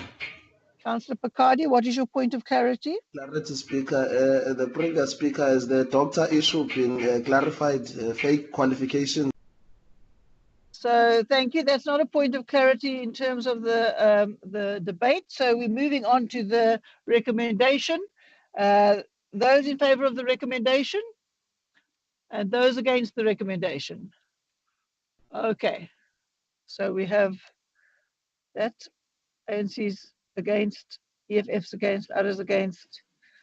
EFF's got a pick up and then good. All right, so we move in the recommendations carried. Item 40, the first speaker to this item is Councillor De Beer. Madam Speaker, Mr. Meyer, thank you very much again for the opportunity. Madam Speaker, I do wish to stress that in the statement made by the Mayor today on the factual baboon management probability, that we do not take this matter lightly for 1 minute. Mr. Mayor, it is truly great news that the city is extending the shark spotter scope to include now the serious problem of managing, in our opinion, an out-of-control baboon scenario. Mr. Mayor, Madam Speaker, there are many people that on a daily basis face the problem of currently the probability of a baboon management scenario that is out of control. The fact that this city, and through this program, can now in actual fact lead to several advantages in the control of the baboon management scenario in Cape Town can only be good news. Mr. Mayor, the probability that we need to find a very well-atoned balance between conserving nature but ensuring the safety and security of our assets, our homes and citizens is critical. In conclusion, Mr. Mayor, we can just say that for certain people, this has become a daily, huge problem in their lives. And we can only look forward that the Shark Spotter program, which will now try to assist the baboon management problem, will in actual fact bear its fruit to bring that balance. The UIM fully supports this initiative, and I thank you. Thank you. Councillor Gabuza. Good afternoon, Speaker. I hope I'm audible. Yes, continue. Thank you very much, Speaker. Good afternoon to you, Speaker, and the councillors. Speaker, Mayor alluded on his first address today about this matter, but unfortunately, he failed to mention that the life of our people in that particular area are in a bad condition. In other words, are in a miserable conditions. People were being abused more than a decade or many years. We need to guard against the living condition of our people. Our people are living in a bad condition simply because they are not taken serious. All our nature reserve need to educate our people so that they can know about the baboons. Also, Speaker, let me also congratulate the role played by Sport Shutters, a non-profit organization, for thinking about the living conditions of our people. The safety in that particular area, Speaker, is a major thing. We need to guard against our people so that they can be protected. Fencing of that area, Speaker, is needed also as well, because our people are living in a bad condition in Cape Peninsula. The city of Cape Town must make sure that the appointment of NGO in that area must also serve the needs of the needs of our people or else the livelihood of our people. The NGO need to be funded in order to keep peace and stability in that particular area, Speaker. Thank you very much. Thank you, Councillor. Alderman Andrews. Speaker, thank you so much, and also thank you to Councillor De Beer for the support, and also Councillor Gubuza, who have listed quite a few areas of concern. And it's not just one correction, though. It's not a decade-long problem. I mean, the program has really been working quite well for a very long period, and the current impasse in terms of, not limited to, but includes the growth of the baboon population, to transition to a more sustainable program. And that's what the report before us now specifies and gives us an update and confirms an absolute commitment on the city's part and also our other partners, SANParks and Cape Nature, to now contribute towards the sustainable management of the baboons on the Cape Peninsula. But I think it's important, Speaker, to perhaps reflect on the vision of this particular program. So it is to sustainably manage the wild baboon population living in natural landscapes on the Cape Peninsula, where people live in harmony alongside nature. So that's really important. But I think the most important point would be as part of the preamble in 3.4, where often this is questioned, especially a question posed to us as the City of Cape Town and, of course, our other partners as well. And 3.4 says as follows: wild baboon population is worthy and deserve conservation management. So I think that is an important point, and for us to emphasize again. And it's been an incredibly difficult past 2 years, and the conversation sustained some traction as far back as 7th of June 2022, where we had a meeting with Minister Kisi at Kirstenbosch Botanical Gardens, roundtable discussions with all interested and affected stakeholders. And the main resolution of that meeting was to deliver for an MOA rather, to be established, and to deliver a draft agreement between the three authorities, Cape Nature, SANParks, and the City of Cape Town. And the second resolution, that we draft a strategic management plan for baboon management, and for that to span over 10 years. So this report now confirms that those outcomes have been achieved. We have, as far back as April 2023, we supported the draft MOA. We now have already drafted the strategic management plan. We've commenced with the public participatory process, and this agreement now, as Councillor De Beer also alluded to, now extends our MOA with the Shark Spotter NPO to further assist us. And all of those objectives, Speaker, are listed in the report. And I think it's important that we also be mindful of that it's their task, their primary task, to speak directly to the sustainable management of the baboons, and also engage with all three spheres of government, and including the responsibilities of us as a local sphere, and that would include waste management, waste holding facilities in natural, rural, and urban areas. Most important outcome 5, stakeholder communication, education awareness on all aspects as well. And I think I would also maybe just summarize outcome 7, the adaptive management of baboon population. It is informed by continuous monitoring, evaluation, and scientific research, but most importantly, stakeholder feedback. And so that's really important outcome 7, because we need to understand it's not a one-size-fits-all in all of our baboon communities, but rather an assessment to understand what is actually required. So the report before us says the following: that from the city side, we will commit in year 1, 9 million rand, year 2, 12 million rand, and in year 3, a further 12 million rand. And of course, our partners, once council resolves on the MOA before us, we will then further engage them, where they will put their commitment in writing as well. We've already secured their commitment as well. Chairperson, I would like to thank the Portfolio Committee for their support. I also want to thank the Mayor for his support as well, and every other ward councillor who's been inundated with requests pertaining to baboon management. There's still a long journey ahead, but this particular report before us today confirms and cements again our absolute commitment the sustainable management of the program. And we ask that the House today supports the report before us for further engagement, authorizes the ED to sign the necessary agreements. Thank you, Speaker. Thank you. Thank you. We have a recommendation. We are going to move the recommendation on page 635. Those in favour, please indicate, and those against, please indicate.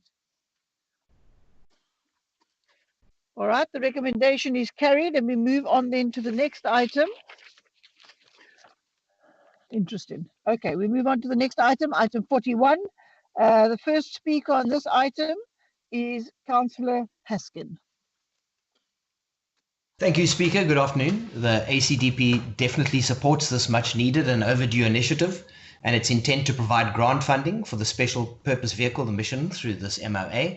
But we should also note the many parallels between this initiative and its predecessor, the Cape Town Partnership, that operated between 1999 and 2017, and that had as its brief to, quote, promote investment within the CBD, advance sound urban planning principles, and aid property developers and investors in the Cape Town CBD projects, close quote.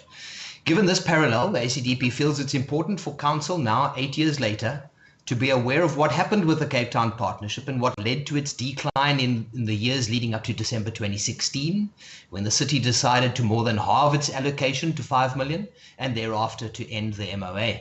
One of the most obvious being that while the city was disbursing between 8.5 million in 2013-14 to 9.6 million in 2015-16, compared that to our 10 million now, the Cape Town Partnership had only completed 20% of its agreed programs and projects at the end of 2015-16 financial year.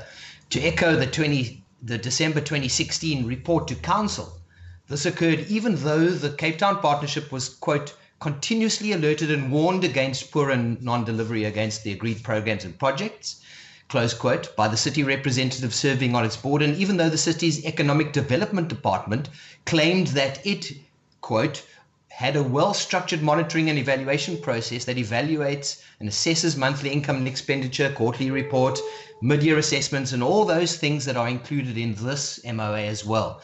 To top it off, 3 successive mayors' public statements only ever publicly claimed credit for Cape Town Partnership's achievements, creating the false impression that all was well with Cape Town Partnership and therefore with the CBD. The ACDP feels that what we said in December 2016 should be taken note of today to avoid a repeat. 1, the city must understand why Cape Town Partnership declined and ultimately failed.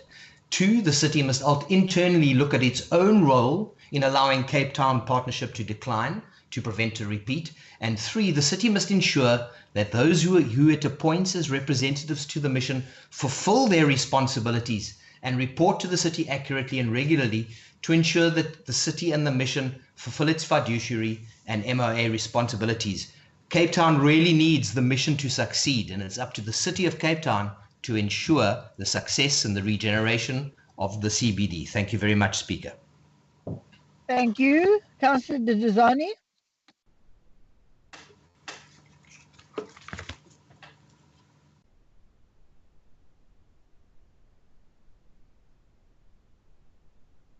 Councillor Dizani, are you speaking to this item?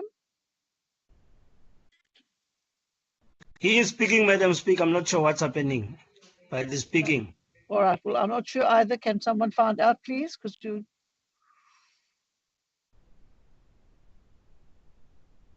he has been unmuted.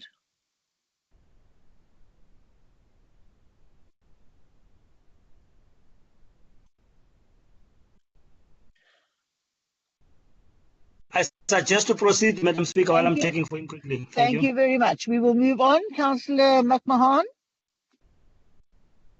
Thanks, Madam Speaker. Am I audible? Yes, continue.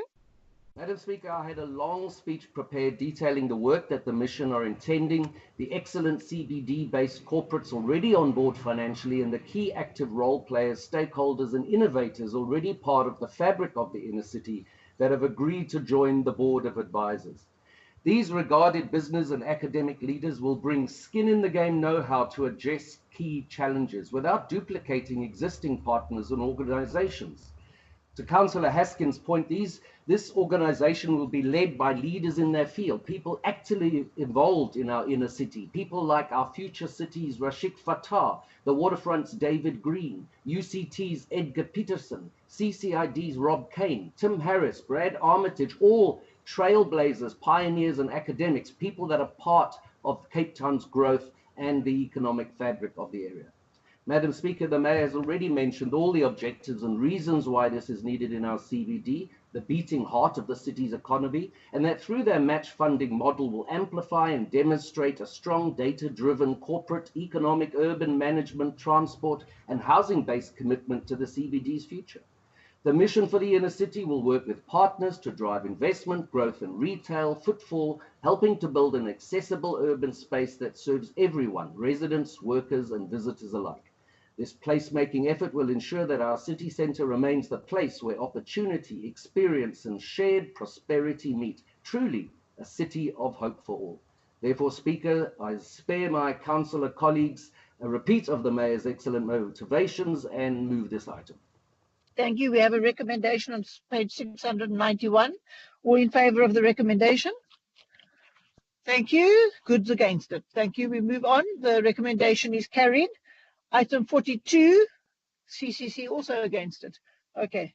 Item 42, Councillor Popham. Thank you so much, Madam Speaker. Am I audible? Yes. It is a great pleasure for me as the Mayoral Committee member for Human Settlements to rise in support of item 42, which seeks Council's approval in order to commence with a public participation process to advertise the release of 3 separate urbans across our city. This, of course, Madam Speaker, comes off the back of the launch of the Mayor's Priority Programme after the Democratic Alliance received its resounding mandate from the people of Cape Town in November 2021. To date, we've released in excess of 10 parcels of land, detailing more than 10,000 units, which will be developed for affordable housing purposes across our city. And today, Madam Speaker, at the last council meeting of 2024, it is no different. We put forward today the proposal to commence with public participation for the release of a site in Annandale, 72 hectares, valued at just about 256 million rand, presenting the opportunity of more than 2,500 homes for people in Cape Town. Beacon Hill in the Broad Atlantis area, 26 hectares, 83 million rand in value, more than 900 opportunities for the people of Cape Town.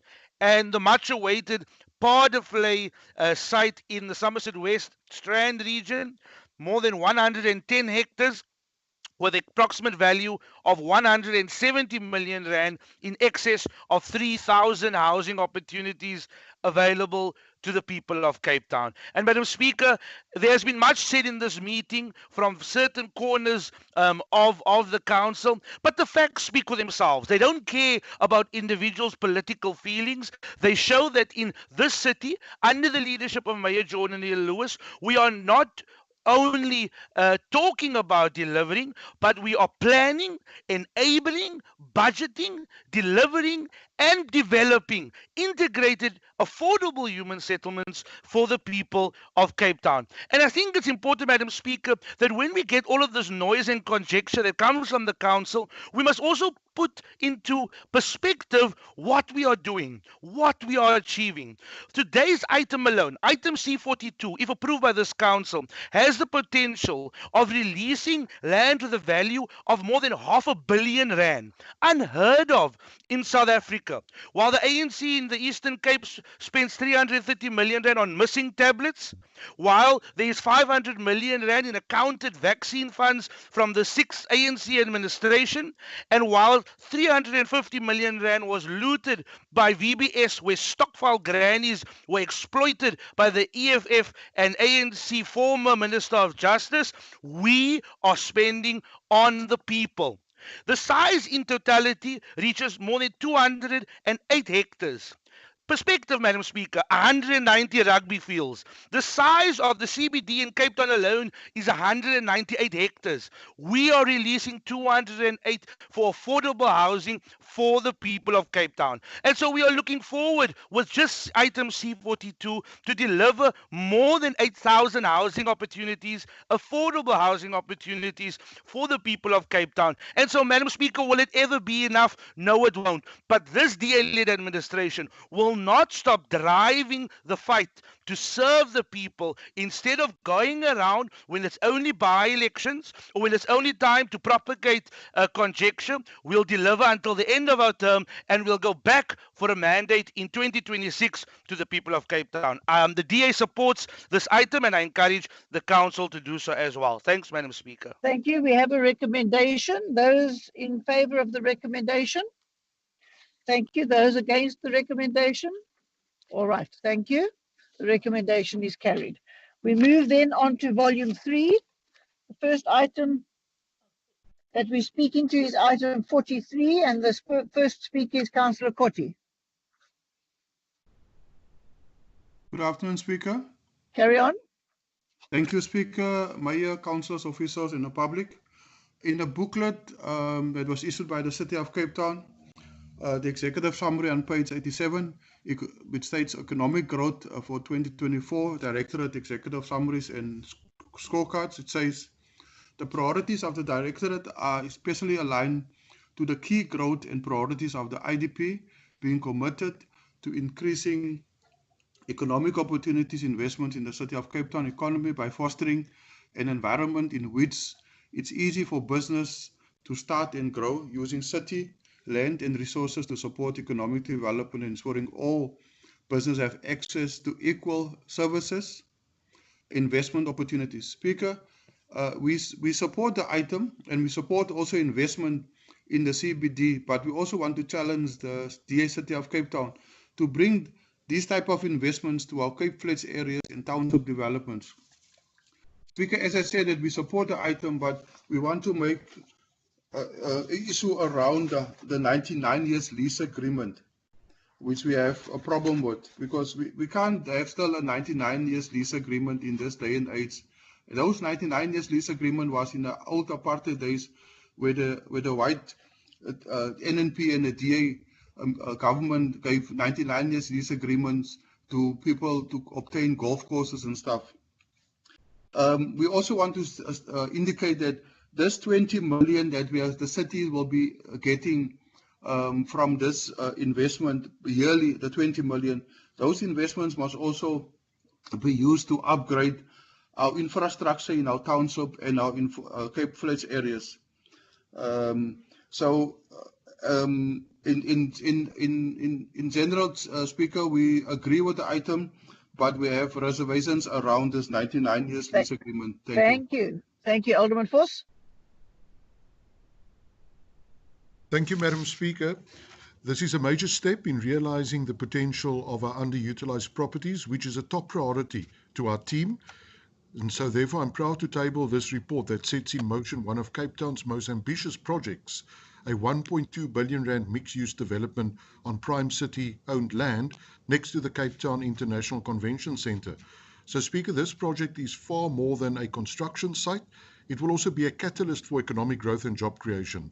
And so with AfriRent Holdings submitting the winning bid, this development will feature lifestyle, retail, office spaces, and a hotel, transforming portions of Earth 270 and Earth 192 Rockabye into a vibrant multi-purpose hub.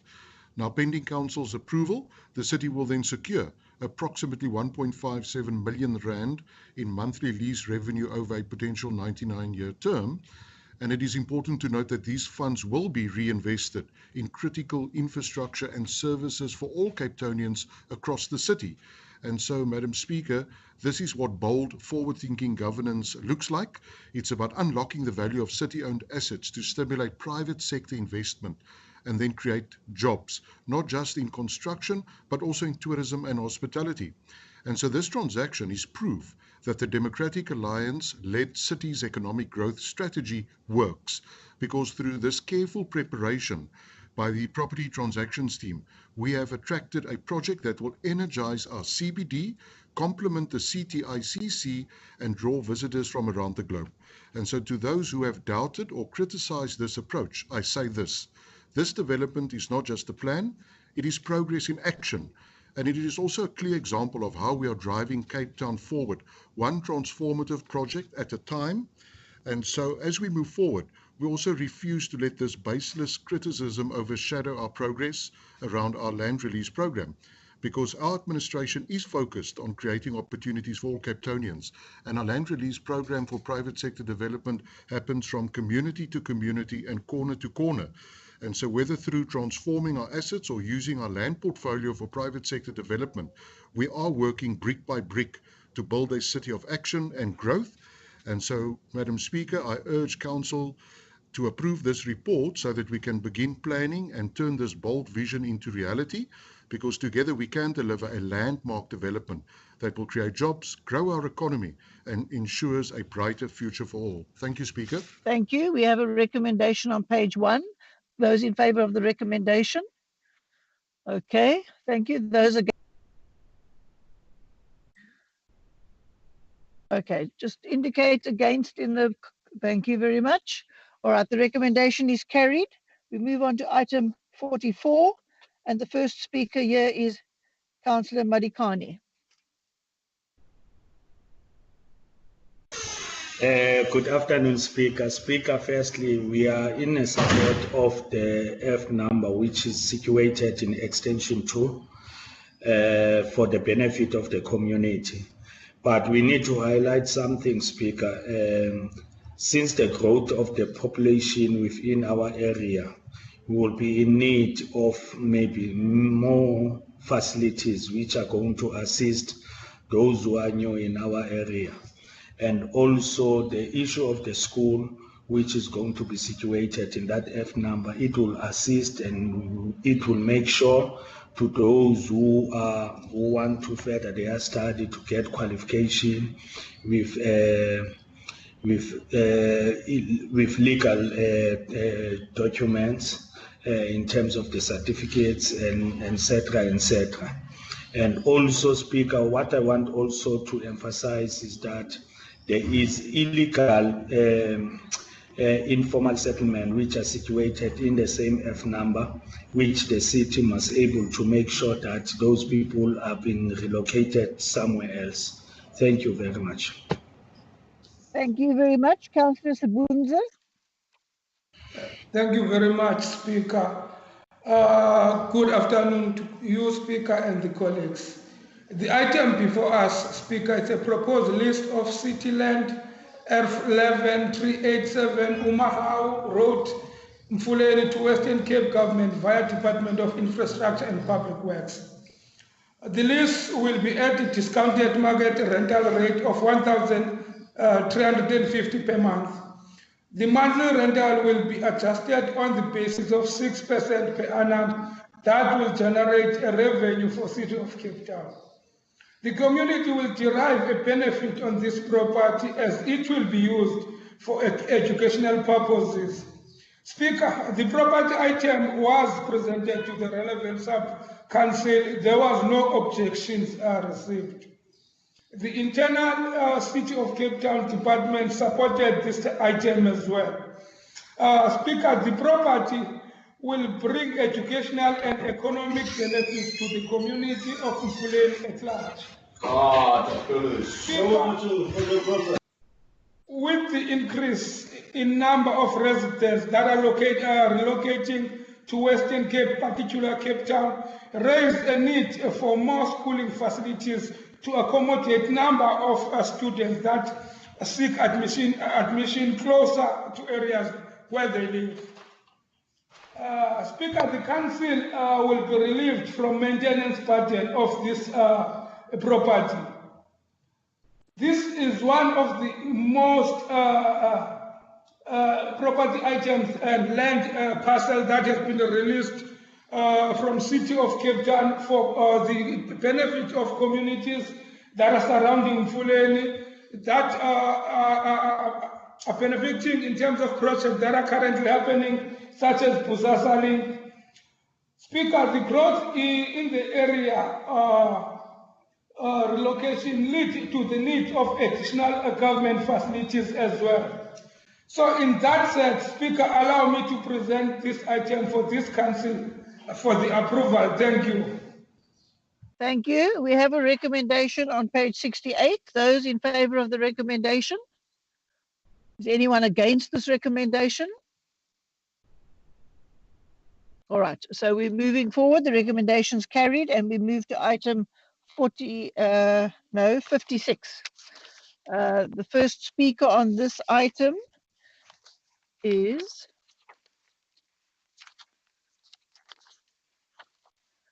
Councillor Lombi.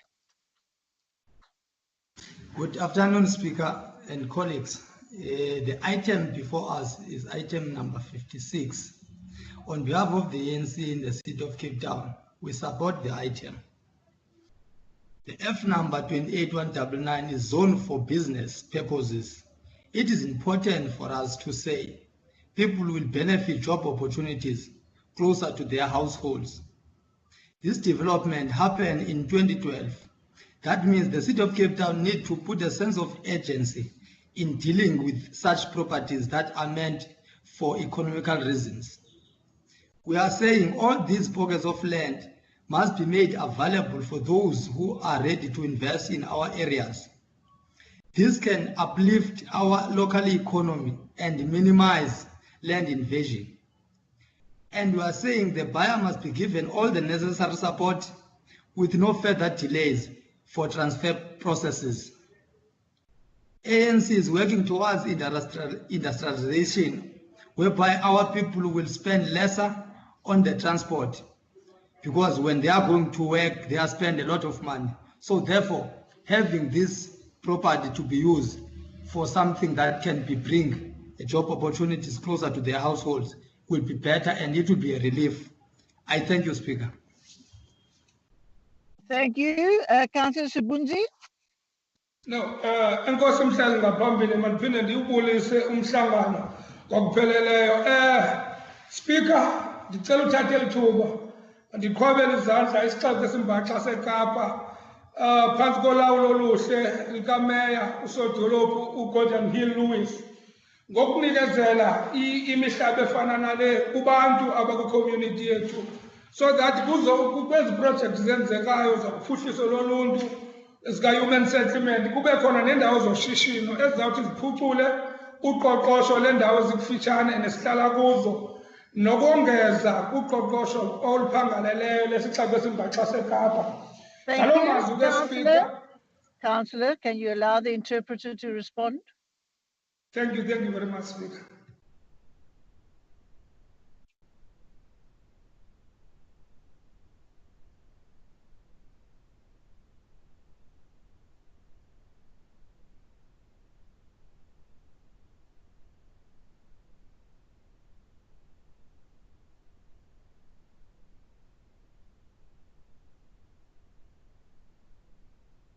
Councillor, we have a bit of a problem. Can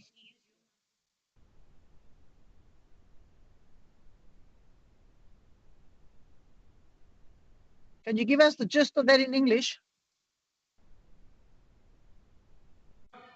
No problem. All right. Hang on. He's all right now. No, we can't hear. Okay, Councillor Sibunzi. Speaker. Yes.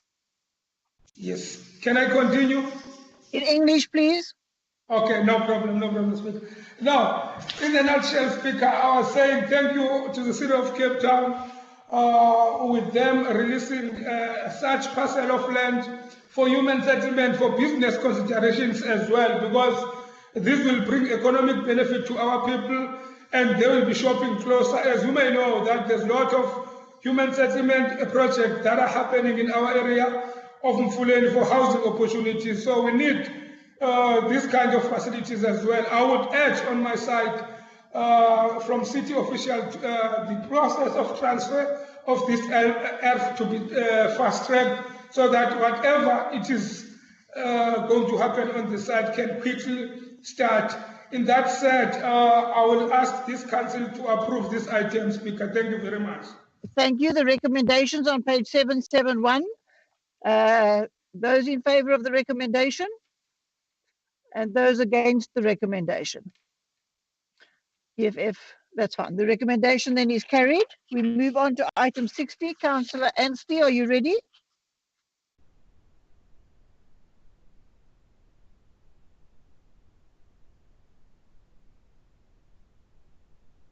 Yes, sorry, Speaker. Good day, Speaker, Executive Mayor, Aldermen, Alderwomen, councillors, officials, the public. Madam Speaker, the purpose of the report is to the Council to consider changes to the membership of council committees. The changes to the committees are as follows. Councillor De Vos be appointed to Water and Sanitation and Community Services and Health.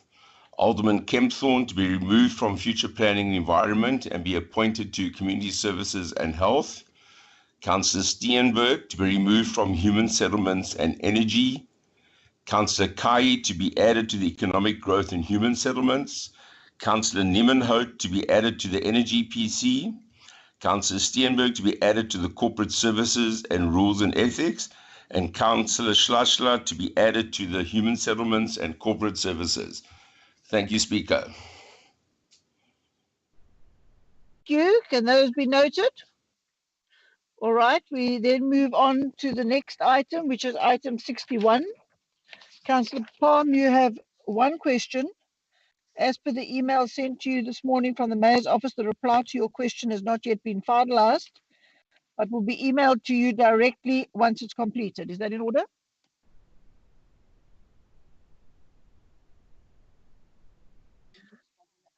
All right. So, and then the answer will be tabled on the next agenda for everybody as well. Speaker, that is in order. Thank you very much. Thank you. So we move then on to item 74. And the first speaker on that item is Councillor Luba.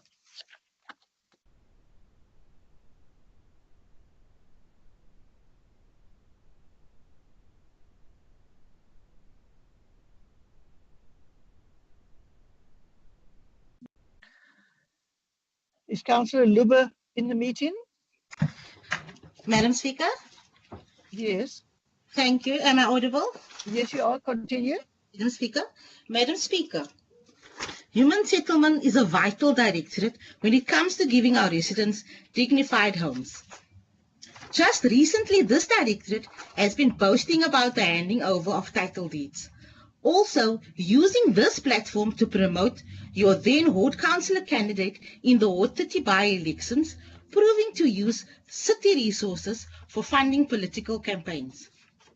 As the National Colored Congress, we need to ask, how is it that your report speaks of overachieving results when in Menenberg alone you have handed over less than 2% of the title deeds for the community? Is this directorate meant to operate at snail pace, or are you now going to wait for local government elections? We do understand the city's concern about safety regarding the near collapse of Jakes Gerwel Bridge due to people seeking shelter. It is, Madam Speaker, the failure of this directorate that caused the city an even greater expense of now having to fix the near collapse of Jakes Gerwel Bridge. We cannot deny that the lack of effective management of informal settlements is the cause thereof. People seeking shelter had taken tendency there, extending the size of Langa informal settlements. In conclusion, our communities deserve better. Our communities deserve a government that responds to their real needs, not one that merely reacts to the symptoms. Thank you. Thank you, Councillor Popham. Thanks, Madam Speaker. I must admit, I'm at a loss for words. I know that Councillor Baldine Luba has just arrived. So, Councillor Luba, some free advice from me. No payment required. Put on a helmet. Take a tablespoon of cement. You're not going to win in every by-election. You probably won't win any by-election as the Triple C, but it doesn't mean that you have to reject the good delivery that we are doing for the people of Cape Town, and if you want to specify it, to the people of Menenberg. You've made a very strong allegation that we've only delivered 2% of the title deeds available for the people of Mandenburg in totality. I encourage you to bring those facts to me, and then we can address it. But let me share with you the reality. In terms of the no-cost transfer take-up in the last financial year, there was 58 title deeds available for delivery. We've delivered 56 of them. So your numbers aren't numbering and your math isn't mathing. But if you're aware of more title deeds than I'm not, I welcome you to my office, like many of your other caucus colleagues do when they visit me, and then we can unpack it.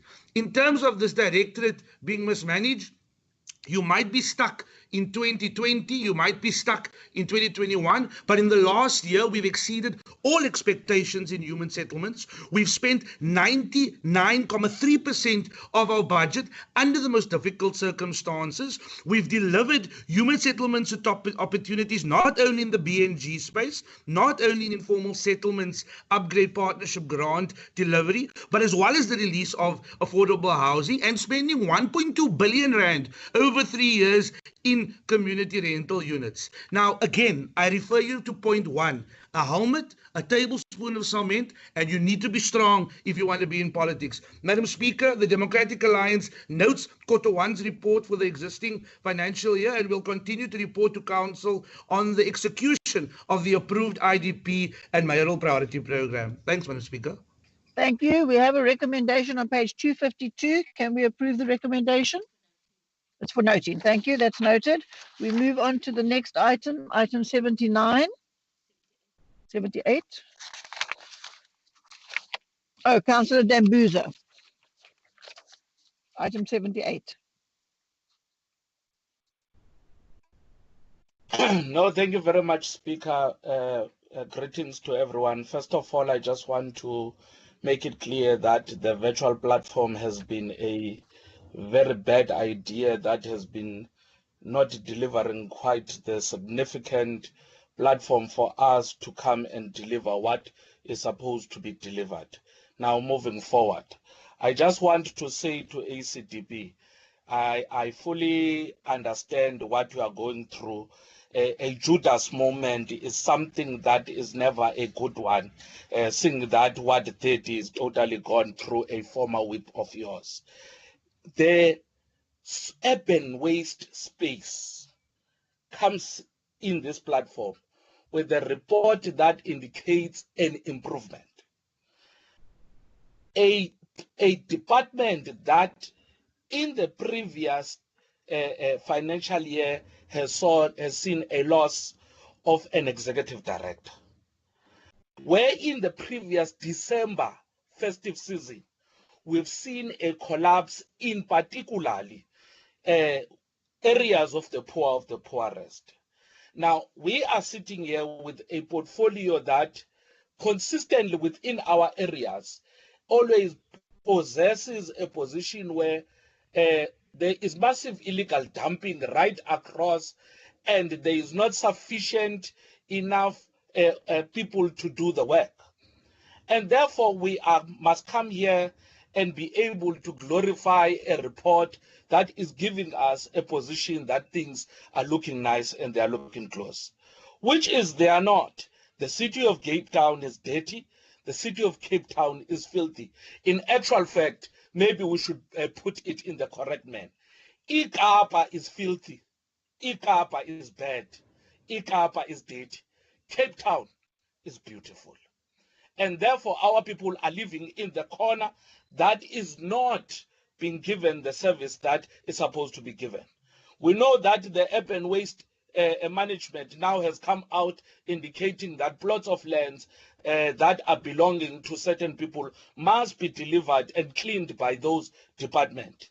It must come to measure, and it must come to a process that it is being thoroughly implemented, because the problem of our people is that the city is failing them on the ground.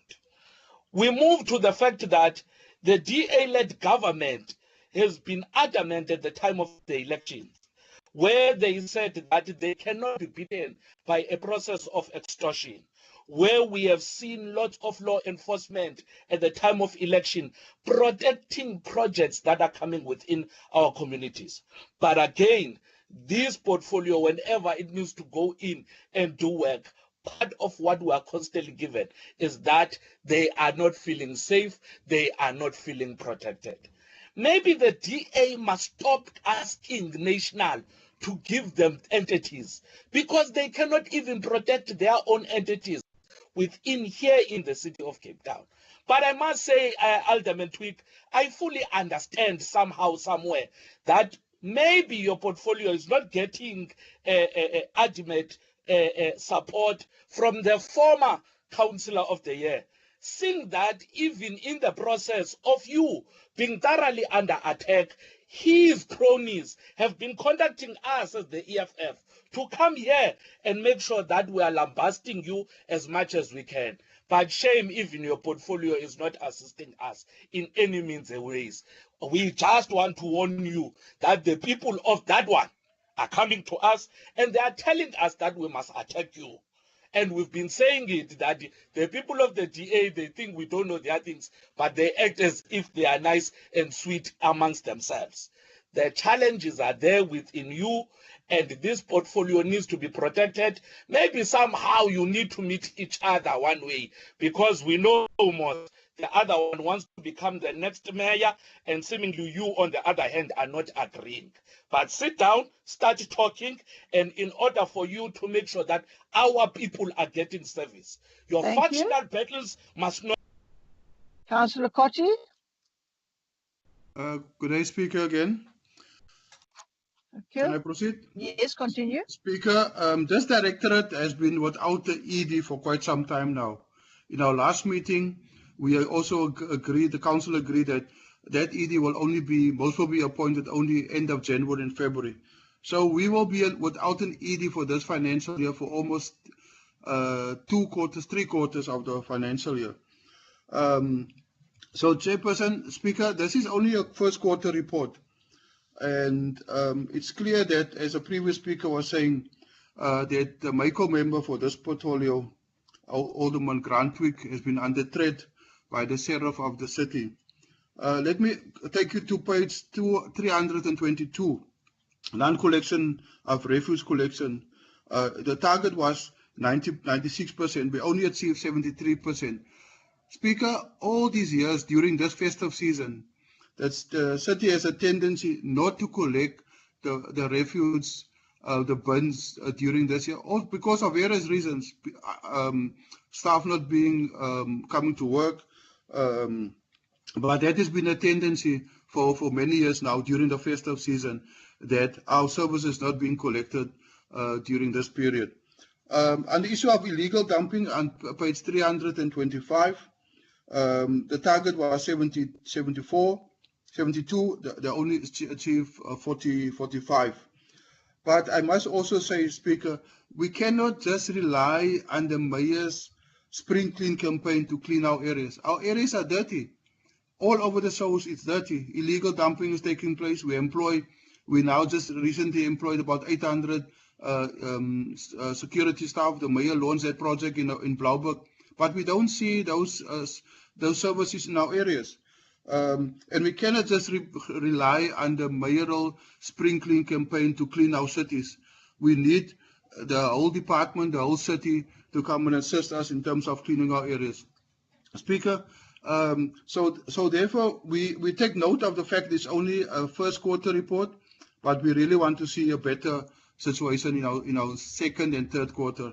But we also want to say thank you to Alderman Grantwijk as well. Thank you very much. Thank you. Alderman Twig. Thank you very much, Speaker. Speaker, can everybody hear me? Yes, carry on. Thank you. Thank you very much. Speaking to the colleagues that have just spoken, to Councillor Dambuza, I think it's really a pity that you're not looking at the report itself and the press made. Just for your information, that with the challenges that we also have well above target indicators, and maybe you should also just look at the report itself. You would also see that for the first time, we've actually gone through the 80% category with the achievement of an 81% for this quarter. Yes, I'd like to say to Councillor Kotti, absolutely, I think this directorate has had huge challenges operating without a ED, but we had and still have an acting ED, and we've still got excellent officials in the field. And I think what we've done, and under the circumstances, this directorate has really worked very hard. I think we should also just take note that some of the councillors is not really there to work, to achieve and to support what's happening in our communities, and we don't want to realize that we do have problems. I think one of the things that is really a sad story is that instead of criticizing the work that the officials are doing under very difficult circumstances and their lives being under threat, maybe Councillor Dambuza could have started by thanking the workers for actually going out under these circumstances and trying their best. I think also, Speaker, what we've done in the directorate with the challenges that's facing the cleansing staff, we've also looked at the extortion, and we've put in alternatives. So where we could not clean, we've now got in alternative methods of we've drawn in EPWP staff. So we're actually not sitting back and leaving the situation as is, but we're going along and cleaning those areas. And from the urban waste side, we're really encouraged with the kind of initiatives that is being brought forward. And I really want to just say thank you to the acting ED, all the staff of urban waste, and also our portfolio that is really making sure that we're looking at alternatives. And this being a first quarter report, I'm happy, and I also know that the challenges is being worked at and worked on moving forward. Thank you, Speaker. Thank you. The recommendations are on page 312. It's for noting. So we move on to the next item, item 79. And the first speaker here is Councillor Badruddin.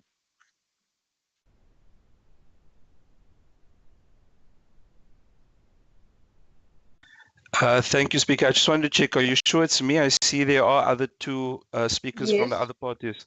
Yes, you first. Thank you. Thank you. Thank you, Speaker.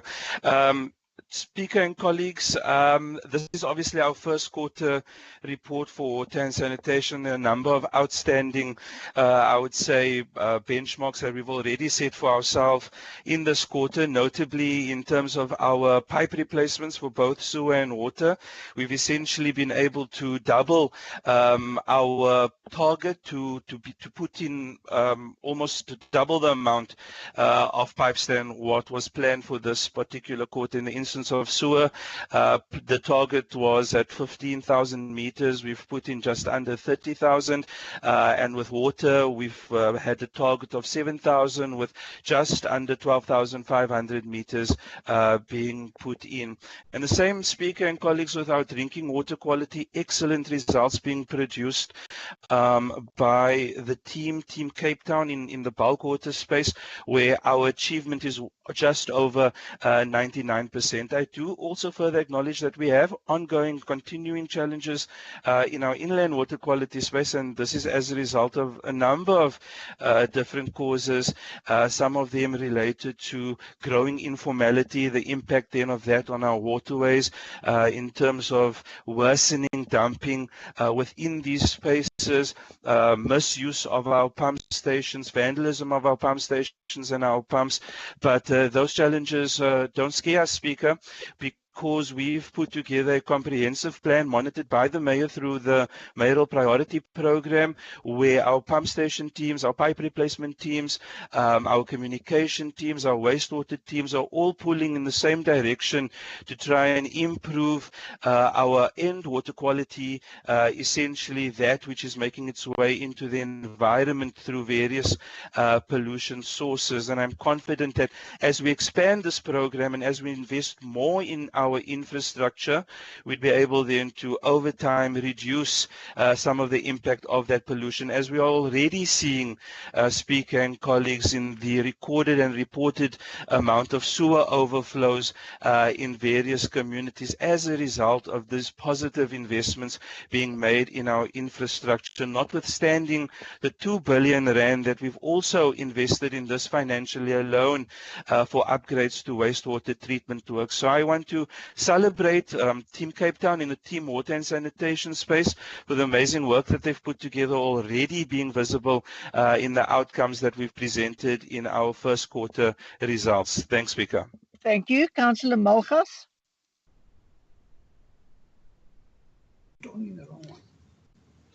Am I audible? Yes, continue. No, man. You are audible. Please speak. Oh, my nails, put it off now. Yeah, you don't need it. Can you hear me? Yes. We can hear you and your clock's Thank ticking. Thank you very much. So, first of all, I greet you all in the wonderful name of our Lord and Savior Jesus Christ.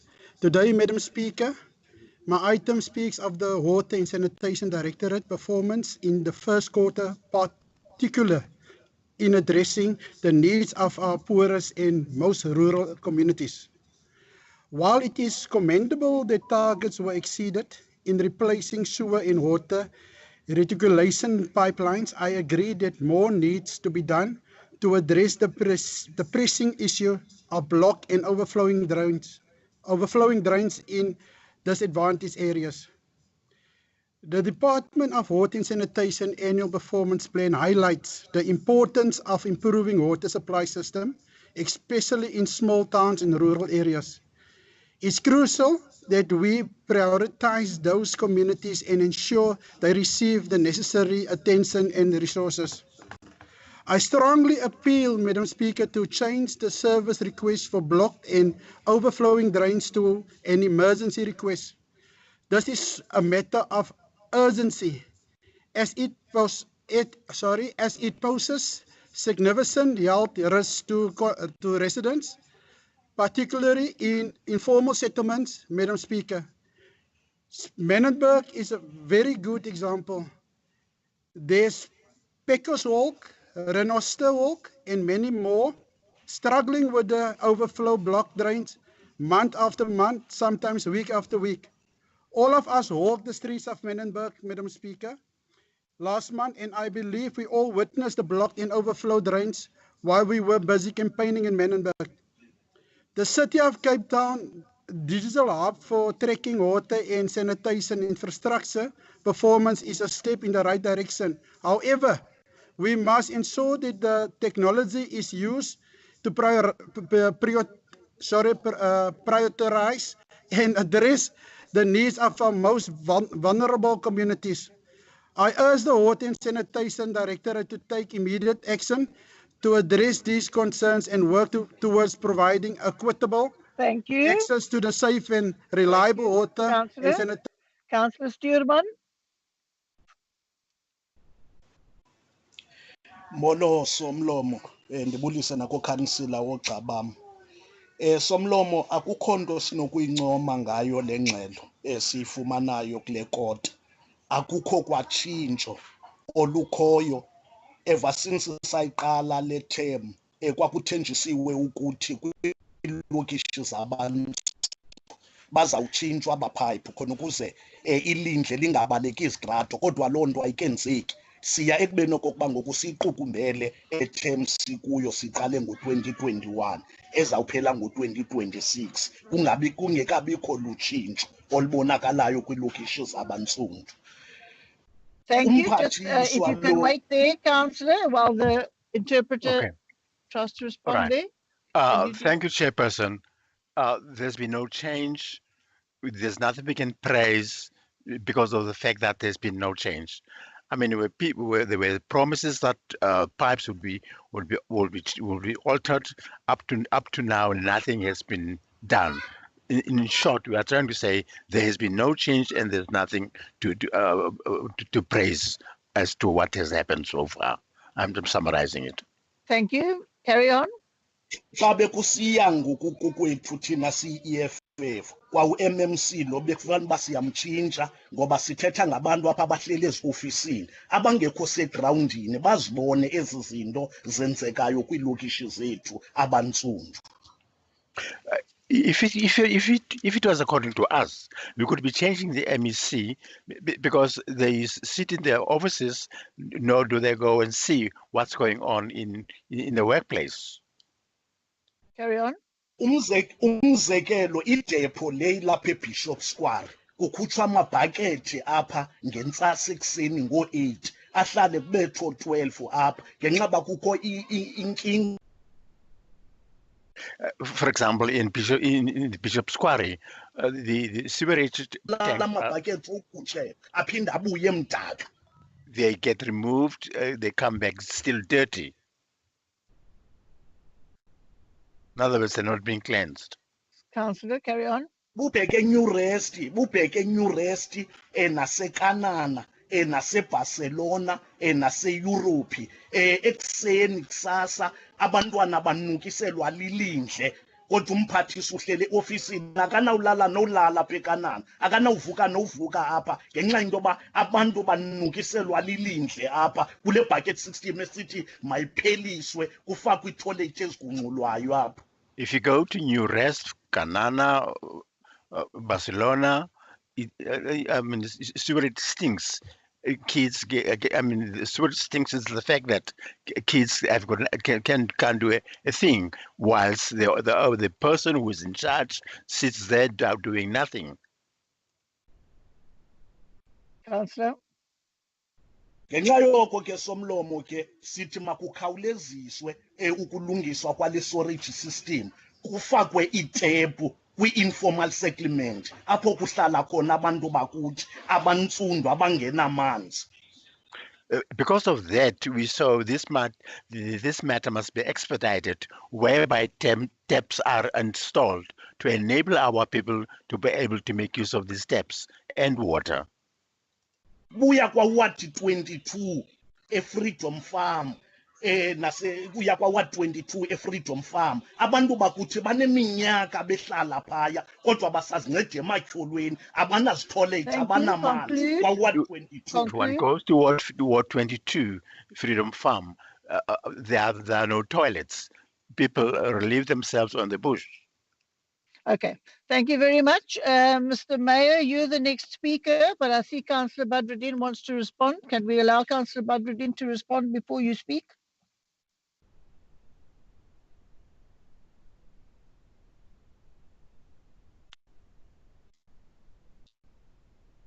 Councillor Badruddin. Thank you very much, Speaker. I do want to address some of the comments that have been made by the colleagues, especially to start with the issue in Menenberg, and the councillor makes note that he's witnessed these blocked and overflowing drains, but I've done more than just witness these blocked and overflowing drains. I've actually stood there with the teams as they were unblocking these drains and pulling out rags and other foreign objects from these manholes and these pipes. Colleagues will know, and reference has been made to the campaigning that has been done in Menenberg recently, where there were overflows in Askerode, and the colleagues wouldn't believe me, but we needed to walk almost 2 kilometers to try and identify and find where that blockage ultimately was, which was in the Renoster section. The point that I want to make here, Speaker, is that the city can do everything that it can to invest in the infrastructure to protect our pump stations operations to make sure that we get more people into our depots, more trucks and vehicles to respond quicker to complaints like blocked and overflowing trains. But our residents and our communities also have a responsibility to make sure that we use these systems as they should. I recently put out a video and media statement around the challenges in Hout Bay, where we were pulling out rags and wet wipes and condoms and nappies from the particular pump station, which causes these blockages. And I am trying to encourage residents to remember that there are only 3 P's that must go into our sewer system. It's your pee, it's your poo, and your paper. Nothing else, your toilet paper, nothing else is supposed to go into the sewer system. If anything else goes in, it's going to cause blockages, it's going to cause overflows, and so we all have a responsibility to make sure that we use the system correctly. And I do want to say to Councillor Steerman that I'm an MMC that gets out into the communities, that speaks to residents to try and understand the challenges and to try and find and identify solutions for some of these very nasty and wicked tests that our communities have to go through. And in Khayelitsha, if I can just use that as another example, I'm now sitting in meetings with the councillors and the sub-councils because our planned pipe replacement programs in that community is at risk because of extortion in that community. And so now we're appealing to those councillors to work with us to try and find additional safety means in addition to the already existing private security and law enforcement, because those are the communities where our investments need to go into. And so if we have these extortions like we're seeing in Jan Smuts, in Q-Town, in Athlone as well, where we've started our work and now unfortunately have needed to downscale because of the gangs that are shooting over the contractors who don't know if they're going to be coming out alive from that community at the end of a day's work. It means then that those good people in those communities who want these upgrades are disadvantaged because of gang violence and safety concerns and extortion, as you're all probably seeing in the media, where we get these letters from these criminals demanding up to 30,000 Rand be paid for work to continue. And so you also, Councillor Steerman, mentioned Borchards Quarry. I was there just the other day actually looking at this amazing fecal sludge management facility that after a few years of challenges now finally up and running. And so I'll take your concern in terms of the quality of the cleaning. It is also something that I noticed myself and something that I raised on site, and I will definitely try and engage with the officials to ensure that the quality of the cleaning is improved for all of our communities who make use of these toilets in the informal settlements. In terms of the TAP, Speaker, that's point number 1 in this quarterly report. The colleagues will see that the achievement actually is not something that I even wanted to speak about in this meeting, but it's been raised now. And the reason why we've not been able to put these taps into the way that we'd like to in terms of the number again is as a result of safety and needing to move to other communities where we're able to install these taps. And so we're serious about taps and toilets in our informal settlements, making sure that the quality of the service improves. It's an ongoing challenge that I've set for the team, and one that certainly I'm committed to achieving, for making sure that we have dignity in all of our communities, whether you're in an informal settlement or in one of the suburbs in our city. Thanks, Speaker. Thank you, Mr. Mayor. Madam Speaker, I apologize for missing your prompt earlier, but I think that Councillor Badruddin has offered a very comprehensive response, and I have nothing to add to that. Thank you. Thank you very much. Then the recommendation was on page 329, but it's also for noting. We move on to item 82, and the first speaker here is Councillor Solomons.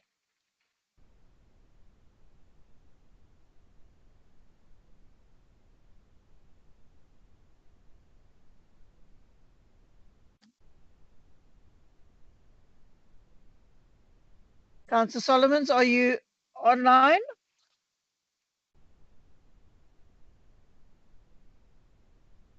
All right, if there's no... Can you hear me, Madam Speaker? I can hear you, yes. Thank you very much. Madam Speaker, the Cape Flats is ravaged by the scourge of urban terrorism framed as gangsterism, where mothers live in constant fear of their young falling victim, besieged by the triple threat of drugs, guns and poverty. In our last council sitting, the mayor called the NCC a gang, and you allowed it, Madam Speaker. while the so-called caring city has in the past buried evidence of ratepayers' money being used to empower gang bosses in Menenberg in particular, perpetuating a cycle of violence and fear. This current mayor, Jordan Hill Lewis, seems emboldened enough to fix a known drug den by sponsoring over 50,000 rand, an absolute slap in the face and total disregard for the well-being and law-abiding citizens of Menenberg. It becomes clear that JP Smith and his vaunted intelligence-driven law enforcement was aware of the fact that the mayor also paid a house visit to the deceased gang boss, Lee Dreyer. How caring of the mayor to show support and condolences to the very cancer of the Cape Flats, but rarely visits the innocent victims of it. In conclusion, Madam Speaker, these acts by the mayor depicts the clear message that this DA-led city of Cape Town is a main contribution to the urban terrorism on the Cape Flats and other communities of colour. The Cape Flats deserve better, Madam Speaker. We deserve better. Thank you. The Mayor?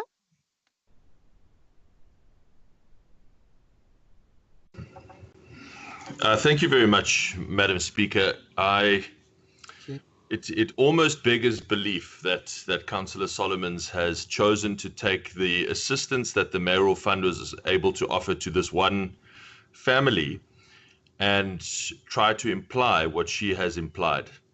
That is scurrilous and scandalous.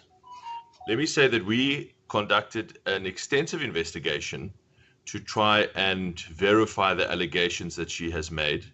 And not one of those allegations come out as true.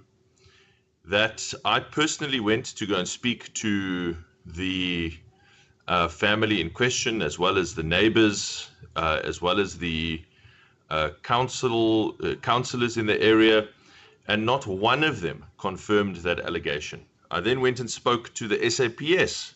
The SAPS confirms to me that they have not got a single complaint for that house at all that they are aware of in the last 6 months or even in the last 12 months. I'm reading directly from, so no gang activity, no reporting of drug use, no reporting of drug dealing around that house or at that house reported in the last 6 months or even in the last 12 months. The SAPS gang specialized unit, gang unit, has no information that there is any activity at that house. In fact, all that we could find after this scurrilous accusation by the CCC, all that we could find is that one of the family members' sons went viral on social media at some point for very proudly and visibly doing the right thing some time ago and turning their back on drugs and gangsterism and trying to turn his life around and finding religion. So it really beggars belief how you can just perpetuate these things without doing any of the research yourself, without trying to establish the facts. You can besmirch a good family's name and besmirch the good work of the Mayoral Fund without any care for the truth. It's a disgrace, frankly, Councillor. You should be ashamed of yourself. I really don't think that that's an acceptable political strategy. I know that you have to desperately try and explain your loss in Menenberg and find any reason for why you got beaten so resoundingly. But really, to go and attack an innocent family who has suffered a tragedy and who has been helped by the DA government here in the city of Cape Town and by the Mayoral Fund, to go and attack that family in the way that you have, I think is scurrilous and indefensible and unacceptable. Now, we receive many requests for help at the Mayoral Fund, and we are not able to do all of them. Of course, we would love to be able to, but the fund has got limited funding. But we are able to help some people, and we try to do what we can where we are able. And we don't do that with any sense of favoritism. There are many opposition councillors who write to us with issues in their wards and who also get assistance, because the assistance is for the residents of Cape Town for individuals who are going through difficult times, whether it be burials, whether they've lost loved ones, whether they've had fires at home, and so on. We try to help where we can. We cannot always help everyone, but we help where we can. When I went to meet this family, I was struck by the tragedy that they had experienced, and tried to help, and so we did. And I really don't think it's fair or in good faith or acceptable for you to attack that family and besmirch their name just because of basically what amounts to nothing but hearsay and rumor mongering without any evidence. And what it really suggests to me, I think there's actually also even a little bit of racism in it, to be honest with you, Councillor Solomons, because when you see any person who has a reasonably nice home in Manenberg, you can only explain that because there must be a gangster. In fact, Mr. Dreyer, who is not Mr. Dreyer, that might be the mistaken identity that you are guilty of, owns a small building company that does building contractor work and who employs many people in Manenberg. Many of the people who I spoke to when I did the research myself, unlike you didn't bother to do the basic research. When I did the research myself by going and asking people in the community, they said in fact that they had done building work as a member of his company and as an employee. So really, please stop being lazy, Councillor Solomons. Please stop being lazy. Do the basic research. Get the facts before you badmouth a innocent family who has suffered a tragedy. And just be grateful that we are able to at least help some people. Not everyone all the time, but some people some of the time. Thank you. Thank you. That recommendation's on page 395. It's also for noting. Councillors, that concludes the open meeting. Before we move into the confidential agenda, can the officials ensure